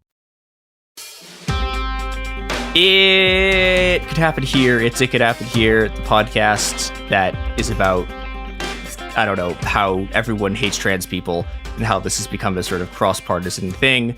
I'm your host, Mia Wong. We have been doing, oh god, I don't even know what sort of number of RNC episodes are going to have come out before this thing, before you hear this episode. But we are once again turning away from the sort of chaos and despair of the Republican Party to turn towards the chaos and despair of the Democratic Party. Yeah, we're going to specifically be talking about a series of what I think were kind of high-profile fights in trans circles over sort of the administration very publicly starting to write off trans kids. I don't think it got that much news attention because, as you may have noticed, it is, a lot of this is very specifically Biden administration stuff. We are recording this Sunday morning, the morning of the 21st. There is a real chance that by the end of the day, Biden is no longer the nominee. So we'll get into that a little bit. But as of right now, he's still the guy and he is fucking us. So yeah, with me to talk about this is Corinne Green, who we have had on the show before, is a trans policy expert of many organizations and much experience. And yeah, welcome back to the show. Hey, thanks for having me, Mia. It's kind of fun to come back on to talk more about this because the timing of when you had me on last time was pretty much just before a month before he went public with this new stuff we're going to talk about. Yeah, so the last time we were talking about this, it was largely about stuff that was kind of like plausibly deniable for the administration. It was a lot of sort of stuff buried in bureaucratic minutia. Whether or not any of that stuff even exists anymore, given recent Supreme Court rulings that have effectively annihilated the administrative state, who knows? But now, having had the Supreme Court gut their ability to do this sort of non-plausibly, they have full-on gone on the record against trans kids. So I guess I want to start there. Can you sort of explain what happened with this New York Times story that kind of kicked this whole saga off? Yeah, so kind of the context is I'm a trans policy analyst. It's what I do. Unfortunately, are not that many of us in the country, and many of us are still employed in the movement organization, so they can't talk about this stuff publicly. But so he's been putting out the regulations that the Biden administration has been putting out are not good regulations for trans people, right? But it's hard to help people understand that they're transphobic because it's a 500-page regulation. And so, it's kind of wonky and a little weird. And if there is comms like the Biden administration and the orgs have been putting out, calling him pro-trans and all this stuff, there's a big barrier to overcome there with wonky stuff like that. But what happened a couple days after the debate, which I'm sure everyone saw, or if you didn't watch it live, you realized in horror that you now had to watch it to understand what this country is going through. There was some initial reporting around how the WPATH Standards of Care version 8 came out. So WPATH is the World Professional Association for Transgender Health. It was either last year or the year before. They updated the Standards of Care 7 to Standards of Care 8. this is a little background, sorry. And at the time, there was discussion among WPATH members, doctors, and kind of policy people to some degree about whether mentioning kind of rough ages for what age people tend to start certain treatments, like puberty blockers, hormones, that kind of thing. What kind of normal age ranges those things happen in? We know from years and years of advocacy and work and activism is that if somebody writes something like those things down, even if they present it as a kind of loose guideline or this is where things typically fall, policymakers will write that stuff into law and reg and take what is supposed to give doctors and patients, room to figure out what works best for them and make it a very strict regime. And so trans activists did not want ages in the WPATH SOC 8 for that reason. And in the one and only instance of pro-trans advocacy that I'm aware of her ever engaging in, Rachel Levine in HHS kind of advocated with WPATH not to include those age ranges in it. Yeah, Levine, by the way, is like the only Deputy Health Secretary, I think. Yeah, she's like the only trans she's the highest ranked trans White House official ever by like an order of magnitude. She's like the only trans person, like openly trans person, possibly in history to ever like get to a position where she has some authority, and she doesn't use it ever. Except this one time. It's a big disappointment too. People. I was her biggest fan in the world because she wrote Pennsylvania's Narcan standing order. And I based my law in Louisiana legalizing Narcan and our subsequent standing order on hers. So I thought it was really cool that trans femmes had done this in both places. And I really, really was a big, and then she just crickets, nothing as all this terrible stuff happens. So that's the context in which the New York Times was reporting. Somebody had gotten, like some bad guys had gotten some of the emails between Levine and WPATH and were like trying to make it into a scandal, right? And the bad guys misrepresented kind of what the issue and discussion was about, right? So we discussed what it was, but the way that they would present it as, WPATH was trying to limit treatments to kids being, old enough of a certain age, which is not what they were doing. And they were trying to present Levine as trying to get rid of those so that 5-year-olds could have surgery or whatever. And so, just very, very insincere. But so the media was kind of reporting just on that because they love muckraking. And partially, the other thing we should mention is it was extremely hard to figure out what was going on for the initial reporting, because the New York Times, instead of employing trans journalists, they employ transphobic journalists. Mm-hmm. And the thing about transphobic journalists, they don't fucking understand policy at all because they're absolute fucking clowns. These people have no idea what the fuck they're talking about. And so, when they're trying to write a story that's about like leaked technical policy documents, they have no fucking idea what they're doing. And the reporting is gibberish. It's like, I was trying to understand it. And this was a real issue because the only source we had was this document of this New York Times writer who couldn't find the back of their hand with a map, trying to write out these emails. I'm convinced cis people don't even understand that they don't know what they're talking about, because I think they just inherently feel like, oh, I have a gender, therefore I know everything about gender. I can do this. It's this is like mostly kind of like fine-ish, but the problem is when you have cis journalists who don't know anything about trans people at all, who in a lot of places don't think trans people exist, trying to write these policy things, they have nothing. And so it wasn't presented super clearly, and so other people had questions, some justified, some based on that misunderstanding, some not. But anyway, there was additional kind of back and forth between the media and the White House. They were asking about it. And in that, the White House at one point told them that they opposed surgery for transgender youth.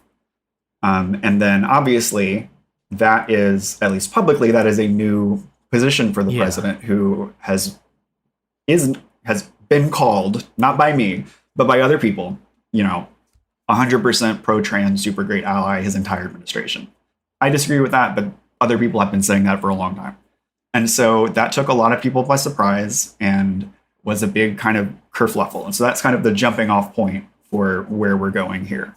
And so that happened, that came out on a Friday in the New York Times, that the White House opposed surgery for trans minors. And nobody talked to, there were no responses from the orgs. There was no additional reporting, no follow-up from the White House that Friday, not that Saturday, not that Sunday. Although that Sunday evening, the heads of three large national LGBTQ advocacy orgs, HRC, Family Equality Council, and National LGBTQ Task Force, went on all three together, an MSNBC show. The host, I don't remember his name, but he has an MSNBC show, writes for Washington Post, and then also contributes to PBS NewsHour, right? And so none of these three people that we pay to advocate for us, or this journalist, brought up this very fresh, very pertinent, very relevant new White House position. They just talked about like how important it is to vote and how much fun they had at Pride parades instead. Garbage, right? And so it was very weird to me that these three people who represent LGBTQ advocacy organizations would not immediately vocally condemn that kind of anti-trans stance. And it also blew my mind that this journalist must be like allergic to scoops or something. Like, why? Yeah. Why wouldn't you? This, like, that's your chance right there. I mean, and I genuinely think the journalist didn't know, because like this stuff didn't break out of like a very small sort of like trans sphere by this point, right? I mean, it's in the New York Times. You're giving them a but little nobody actually like nobody cares about like people don't care about us. Like you would think that these people would know, but like I genuinely don't even know if this person had any idea what was happening, because I trust journalists to write about trans people about as much as I trust myself to be able to bench press a car. So, you know. Yeah, so that came and went Sunday evening.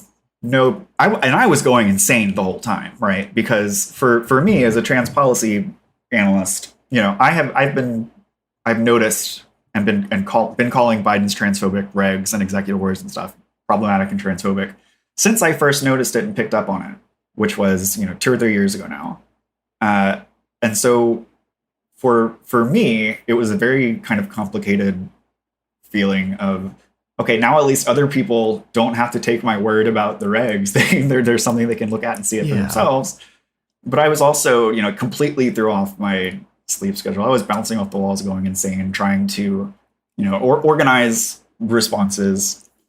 And so the first org actually, I believe it was HRC, issued a statement Monday night. And it was a decent statement. I might have critiques of them, whatever.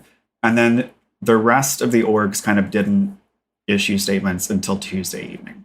And so that Tuesday also, the White House issued a statement that to clarify their position.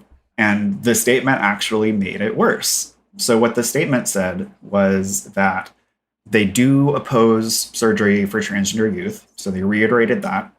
And then it went on to say, however, we continue to support gender-affirming care for youth, such as mental health care, period.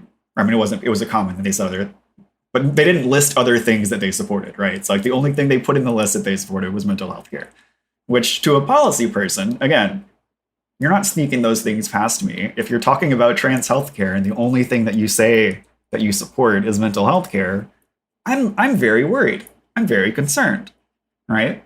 Because if you're pro-trans and you support trans access to healthcare, it is not complicated or hard or controversial for you to say, yeah, I support trans people and their access to healthcare. They should have access to therapy, hormones, puberty blockers, surgery, whatever they need. Like, it's not complex there, right? But they didn't do that. And so to me, that felt even worse than kind of the initial position, because it signaled to me that there's likely, we're likely kind of losing them on not just surgery, but some of this other stuff. And so 2 hours later, that statement was updated revised, and it took out saying they support mental health care and was changed to say we support gender affirming care like a continuum of care. Use the words continuum of care instead of mental health care. Now, that feels like tripling down to me, because the problem was that it was very overt what you left out, and you had the opportunity to go back and fix it, and then you continued, you just made new words that very overtly leave out the kind of things that we would need reassurance about, right? And so that's kind of where things were at that point. And yeah, we're gonna let's leave it there for a second to turn to the people who are funding us talking about this, which is I was gonna say the noble products and services. I cannot promise their nobility at all, but the products and services that support this podcast, here they are.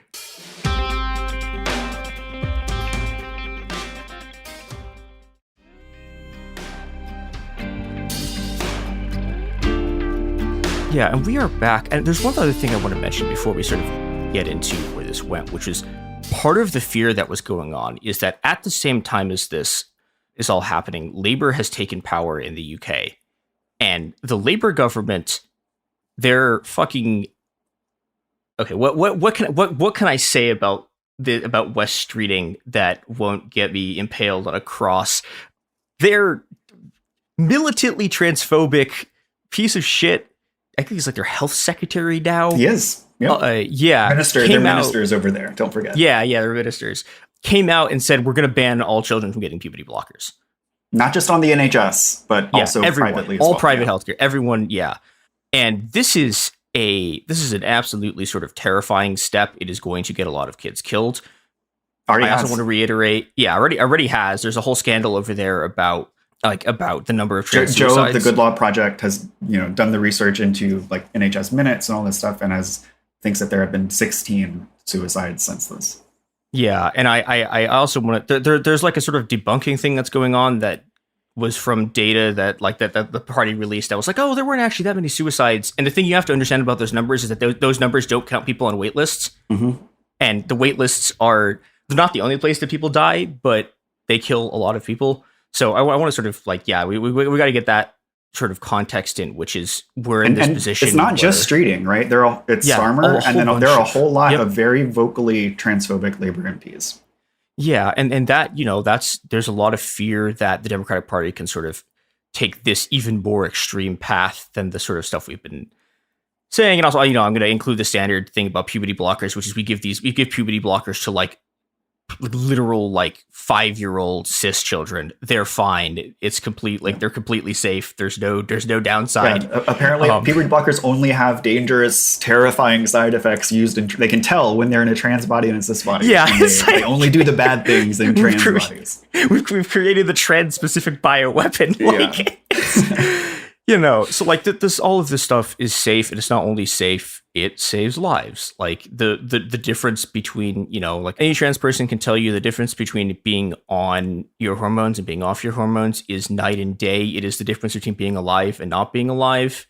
Like it is the difference between having sort of a stable interiority and feeling like you don't exist every fucking day.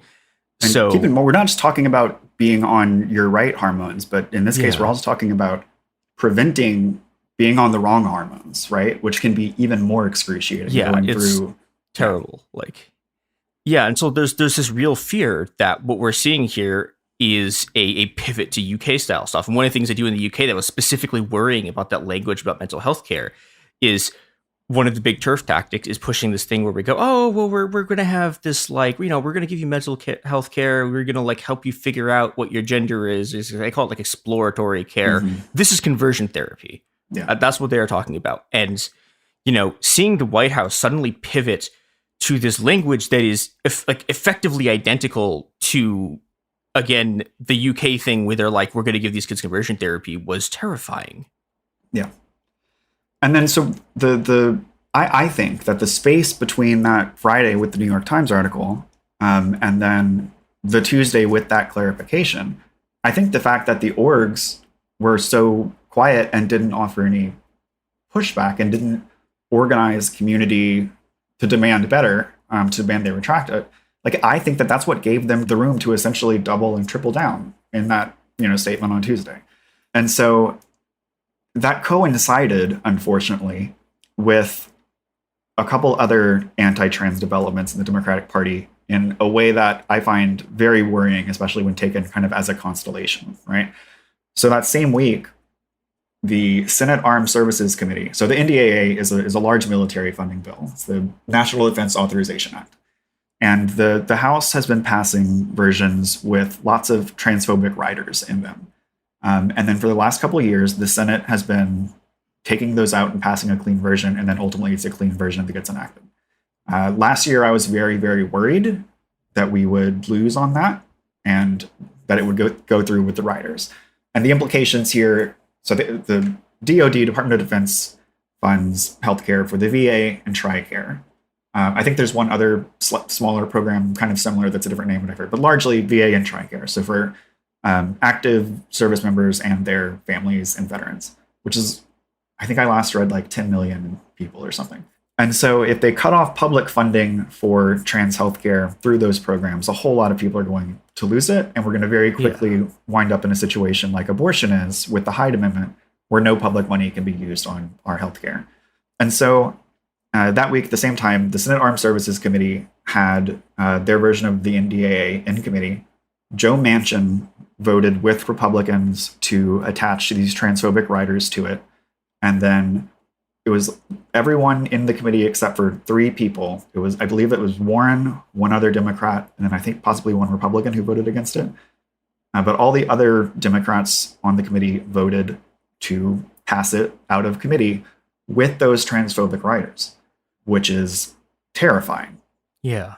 And Senator Kelly has introduced a floor amendment to take those out, but whether his amendment even makes it to the floor, I don't know. And what the vote looks like on that, I don't know. So I'm really worried that the NDAA will pass with these riders in it. And then subsequent spending bills for other departments will as well. Yep. And then simultaneously, there's the third thing. Over Biden's term, he's had over 200 of his judicial nominees that he's offered up. And over his whole term, not a single time has a Democrat opposed one of his judicial nominees. But that week, Ossoff actually opposed one of his judicial nominees over the fact that she had sent a trans woman to women's prison. So specifically a transphobic reason for objecting. And so she didn't get nominated. And that was the first time that has happened over Biden's term, from what I read.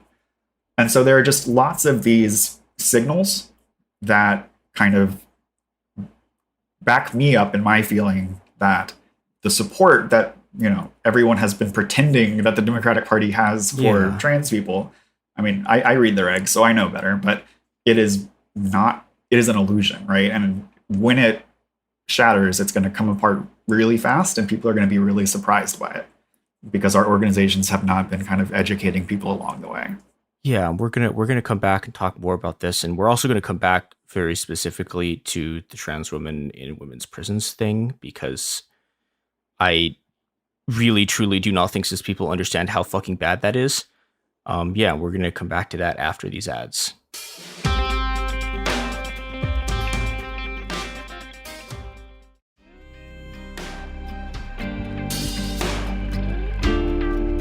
Yeah, so we're back. Yeah, so I wanted to specifically highlight the prisons thing in the context of, okay, so there's a chance by the time this comes out that Biden is no longer the nominee. Your lips to God's ears. Yeah. The issue with this is that the strongest possibility for replacing him is Kamala Harris. And, I'm going to ask you to explain Kamala Harris's record on trans women in fucking prisons, because it is appalling. Because I can never escape these shit libs. I actually worked at TLC while we were suing the state of California. TLC? Transgender Law Center, TLC. We had to sue the state of California for incarcerated trans people to be able to access healthcare that they deserved. And Kamala Harris, as the AG of the state of California, defended the state's position that they did not. They did have a right to healthcare. We won. She lost. But so she is not someone that I can ever trust with trans lives, right? Especially because there have been other issues, I think marijuana most recently, where she has tried to kind of trumpet that she has used her discretion and not prosecuted certain things or whatever, right? And that doesn't help me at all, right? Because it shows you have prosecutorial, or you have discretion in what cases you take and what you defend and all this stuff, and you used it to prevent trans people from getting healthcare. Yeah, and I want to also specifically talk about the part about this judge sending a trans woman to a women's prison, which is the thing that you should do, because this is the kind of thing that has to be opposed at all costs. Because prison is violent enough for everyone. It is even worse for us. And the fact that Democrats are it looks like we're seeing this sort of tide break on this, and especially specifically on this issue where the consequences are so dire, it is extremely bad. Yeah. And so I kind of had the suspicion that there was a deal struck on the NDAA that Democrats, and this is solely me speculating, right? I have no insider information about this. Speculating that the Democrats kind of accepted a deal on the NDAA, that there would be some level of anti-trans riders that they would accept and into the enacted law. And that after making that deal, the White House felt they could kind of move to the right publicly on trans people because, it would be in the news from the NDAA passing, that they could start kind of preparing people for that by kind of making it public and kind of moving to the rightward there, right? So that's kind of what I suspect maybe happened. I don't know, but it doesn't bode well for us, especially because, so the White House's position has already been cited in at least one judicial opinion. Yep. And then was also recently cited the day before yesterday, or not, no, yeah, Friday. Yeah, I think it was Friday in New Hampshire as justification from Governor Sununu for signing their surgery ban there. Yeah. And so these things have immediate consequences even before they show up in executive branch policy. And this is why I have been very convinced ever since kind of I read the policy tea leaves and the executive orders and regs and kind of identified that we were dealing with functionally a hostile executive branch. I tried as hard as I could to get movement leadership to switch from a kiss ass framework to a take names framework, right? Yeah. But they haven't done it. So, and the community just doesn't, it's going to feel like whiplash, I think, for a lot of folks who aren't kind of deep into this stuff and then don't follow me on Twitter to see me yelling about 500-page regulations. But it makes me worried that, the leadership is not advocating for trans people appropriately. And I think that this is demonstrating that they don't have leverage, or they're not willing to bring any leverage to bear on whoever the nominee is when it's not Biden, right? Like they're not setting the movement up to have strong footing to hold people accountable to trans equality kind of on the campaign trail. And that's really scary, looking at labor especially as kind of a blueprint. Yeah, we're going to be talking, we're going to be talking about Sean O'Brien's dog shit, weird fascist turn later with some Teamsters. Well, hopefully. Well, we'll see what happens in the episode. But it's very bad, but also we're not in a position yet where this is inevitable, right? Right. Like it doesn't have to happen. And the way that this gets stopped from happening is by us organizing and us fighting and us putting pressure on these people to fucking do this. Because, and like this has always been the thing. Like these people, unfortunately, they do need us, right? They hate it, but these the Democratic Party needs us. Yeah, we got to see last month during Pride Month, they all show up at Pride parades. And stuff, right? And it's like, y'all actually don't belong here. Why are you fuck off? Yeah, and it's like, they have been successfully sort of like feasting off of the movement that we built for decades now. Yeah. And it is, you know, if they're gonna fucking eat our corpses, it is absolutely time for them to fucking try to defend us. And the only way that's gonna happen is if we actually start mobilizing, and we start putting pressure on these people to like not fucking back down and write us off for dead. But the way that the national organizations have been moving, right? Like the positive press and the praise that they've given to even Biden's shittiest actions and inactions on trans people actively stymies community organizing, right? Yeah. Because if I have to explain a 500-page regulation to show people that Biden is transphobic, and they're just like, no, but look, this HRC statement says it's actually great policy. It's a big barrier to overcome for community organizing there, right? So, and you know the other sort of issue here, right, is that the Republican Party is, I mean, I don't know if hurling towards is even the right word, but they are very, very, very close to what is effectively like banning trans people from public life and their eventual goal of wiping us out, right? Yeah, and you know, if there's no actual force to oppose that, because all of these sort of national organizations are busy sort of kissing ass instead of actually fighting, we are in deep trouble. Yeah, and I think we are. I think we are in deep trouble. But like you said, it is not a done deal yet, right? I was actually heartened. I was terrified.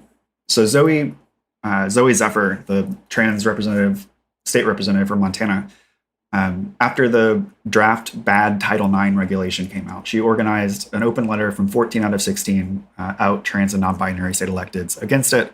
They released it a couple days after all of the orgs put out their praising statements, and they looked really dumb.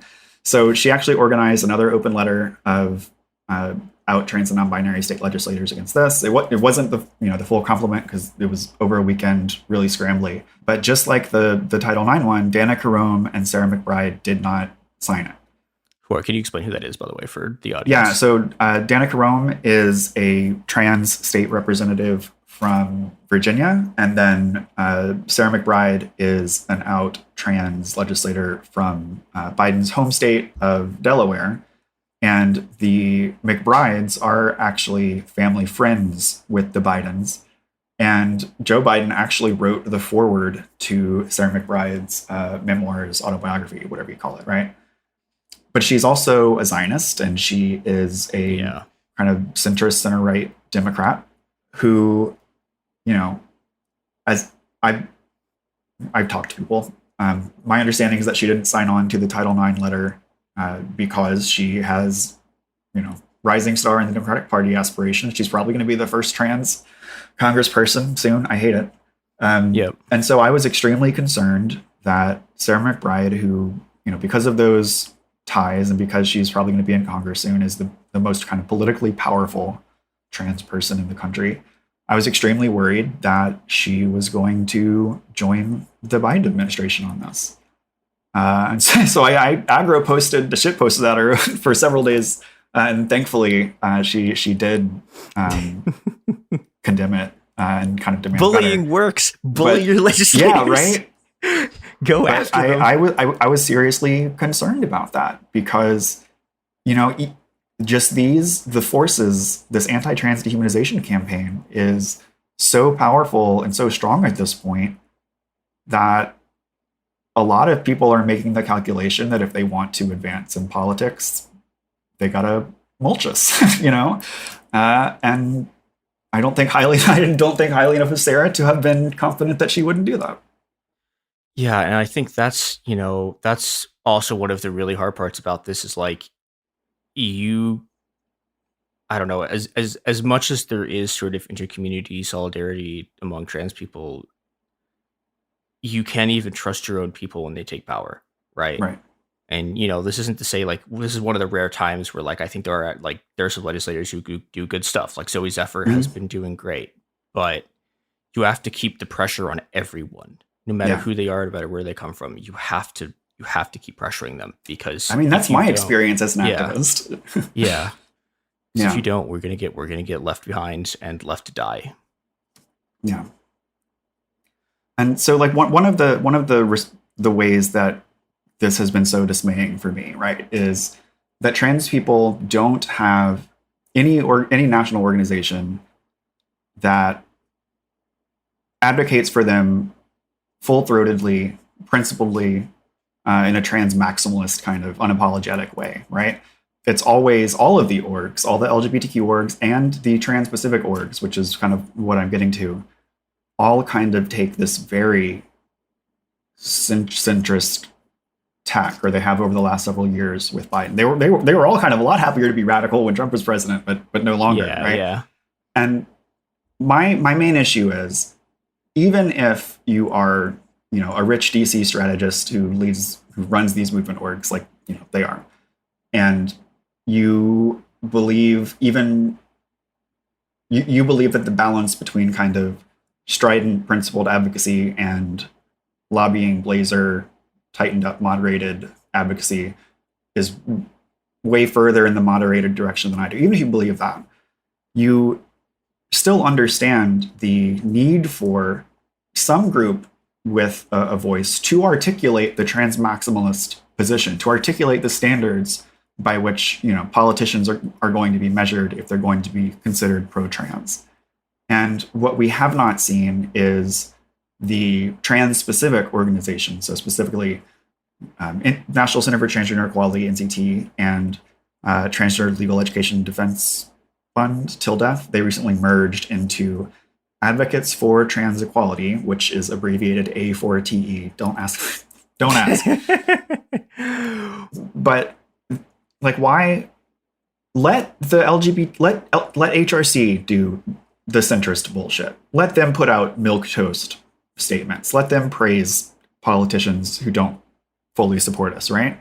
But we need at least one organization representing trans people to lay out the full case, to present kind of our actual policy needs, and be the rubric by which everyone else can be measured. And also just for community education, so we know, so the community knows, without, you know, people like organizers, people like me trying to overcome these huge walls to get people to understand what's going on, can see what's being done to us, know what we deserve in terms of policy, and then measure what is actually being done for us against that bar. Yeah, and I think that one of the other frustrating aspects of this, and this is something that you talk about a lot, is that the people who do the work in these organizations, right? You're sort of like, you know, you're sort of staffers or researchers, the people on the sort of bottom of the pyramid who make all this stuff function. They don't get a say in how these, you know, and how these fucking orgs put these things out. No, most of them are radical anarchists and communists like I am, right? They really, really want to do what we need to be done, and it's just, you know, comes down from on high that that's not what they're doing. And I know that I am not the only trans national org staffer who has been silenced by the White House, or the White House reached out directly to my bosses. I think I mentioned it the last time I was on. Yeah. But I know that's happened to my colleagues, friends at other organizations. And I know that I have a lot of privileges that a lot of people don't. So I can kind of get fired, or I could. I don't, not maybe couldn't afford it anymore. Get fired for my principles, and I don't, you know, I don't judge, you know, my comrades and colleagues who are still kind of doing the best they can. But I'm really, really scared with leadership and the way that they have not recognized kind of the situation they've gotten us into. Yeah, and I think the thing I want to close on is, what do you think are effective things that people can do sort of now, right? And people who aren't in the top of these power structures. Although if you're, for some reason, you're the head of one of these orgs and you're listening to this, what the fuck are you doing? Right. Please do better. But yeah, what kinds of things can people do on top of sort of just like community education and yeah. Yeah.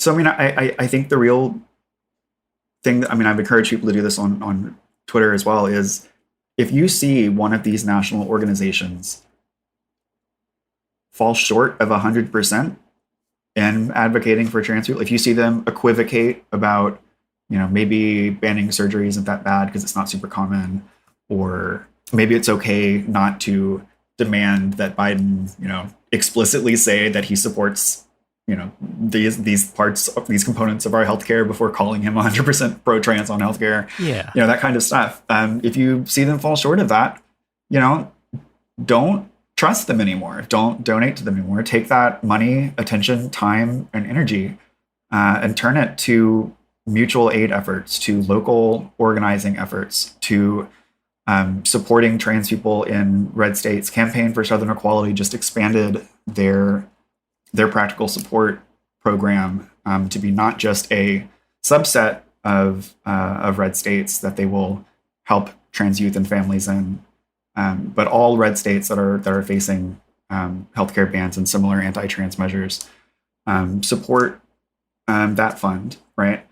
Go look at, and if you don't know of a local trans group or a state trans group near you doing good work, you can go to Trans Justice Funding Project's kind of grantee map. They're really low barrier, only grant to trans-led groups, and you can see what those groups are doing, and you can hook up with them or donate to them. But I think that the biggest thing is not, Lord knows we need money. We're all poor as shit. Yeah. but mostly, honestly, what I think we need vocal, visible support. We need cis people not to remain silent or passive when they hear or see transphobia, or when they hear or see someone equivocating on, well, maybe kids aren't old enough to know they're trans. Like, if you're, that stuff sounds insane to actual trans people, right? But can take cis people, right? And so if you are a cis ally, being an ally is an action, right? We need that now more than ever, as the stakes of the risks of being attached to us, supporting us, grow higher, right? Like, we need principled allies to stand with us. And so if you can do that in your daily life, if you can be a trans advocate in your kind of routine, we desperately need that. Yeah, and I think that's a good, that's a good sort of rallying cry. It's like all and this has always substantively been one of the big issues with being trans, is that we are 1% of the population right now, right? That's probably going to rise in the future, but right now, our sort of distributed impacts on politics, we have an outsized impact on politics, but we're 1% of the population. We can't fight 99% of the population, right? Yeah. So we need your help, and we need not just sort of milquetoast lip service. We need to actually fight. Yeah, and we need people in your life to know, that you are fully pro-trans, and that means that you kind of learn maybe how to talk about trans healthcare to educate other folks who don't know as much, or you are able to develop and kind of share a personal story about how you learned about trans people and became an ally, right? So learning how to do that work, I think is super important. So this has been It Could Happen Here. Corinne, thank you so much for coming on the show. Thank you so much for having me. Like I said, that timing of the last show made us look very, very smart. I have a weird knack for timing this stuff correctly, mostly for worse, but it's this has been It Could Happen Here. You can find us in the places, and go support the trans people in your life, because Lord knows they need it. Yeah, and you can follow me. Yeah, so I'm Corinne Green, she, they pronouns, and I'm at Gay Narcan on Twitter. You can find me there for hot trans policy takes that are not moderated by centrist comm staff. Yep, and don't find me on Twitter. Absolutely not.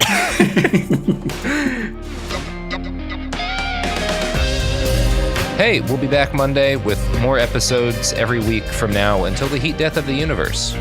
It Could Happen Here is a production of Cool Zone Media. For more podcasts from Cool Zone Media, visit our website, coolzonemedia.com, or check us out on the iHeartRadio app, Apple Podcasts, or wherever you listen to podcasts. You can find sources for It Could Happen Here updated monthly at coolzonemedia.com/sources. Thanks for listening. This is Jacob Goldstein from What's Your Problem? Business software is expensive. And when you buy software from lots of different companies, it's not only expensive, it gets confusing, slow to use, hard to integrate. Odoo solves that because all Odoo software is connected on a single affordable platform. Save money without missing out on the features you need. Odoo has no hidden costs and no limit on features or data. Odoo has over 60 apps available for any needs your business might have, all at no additional charge. Everything from websites to sales to inventory to accounting, all linked and talking to each other. Check out Odoo at odoo.com. That's odoo.com. Tired of spills and stains on your sofa? Wash away your worries with Anabay.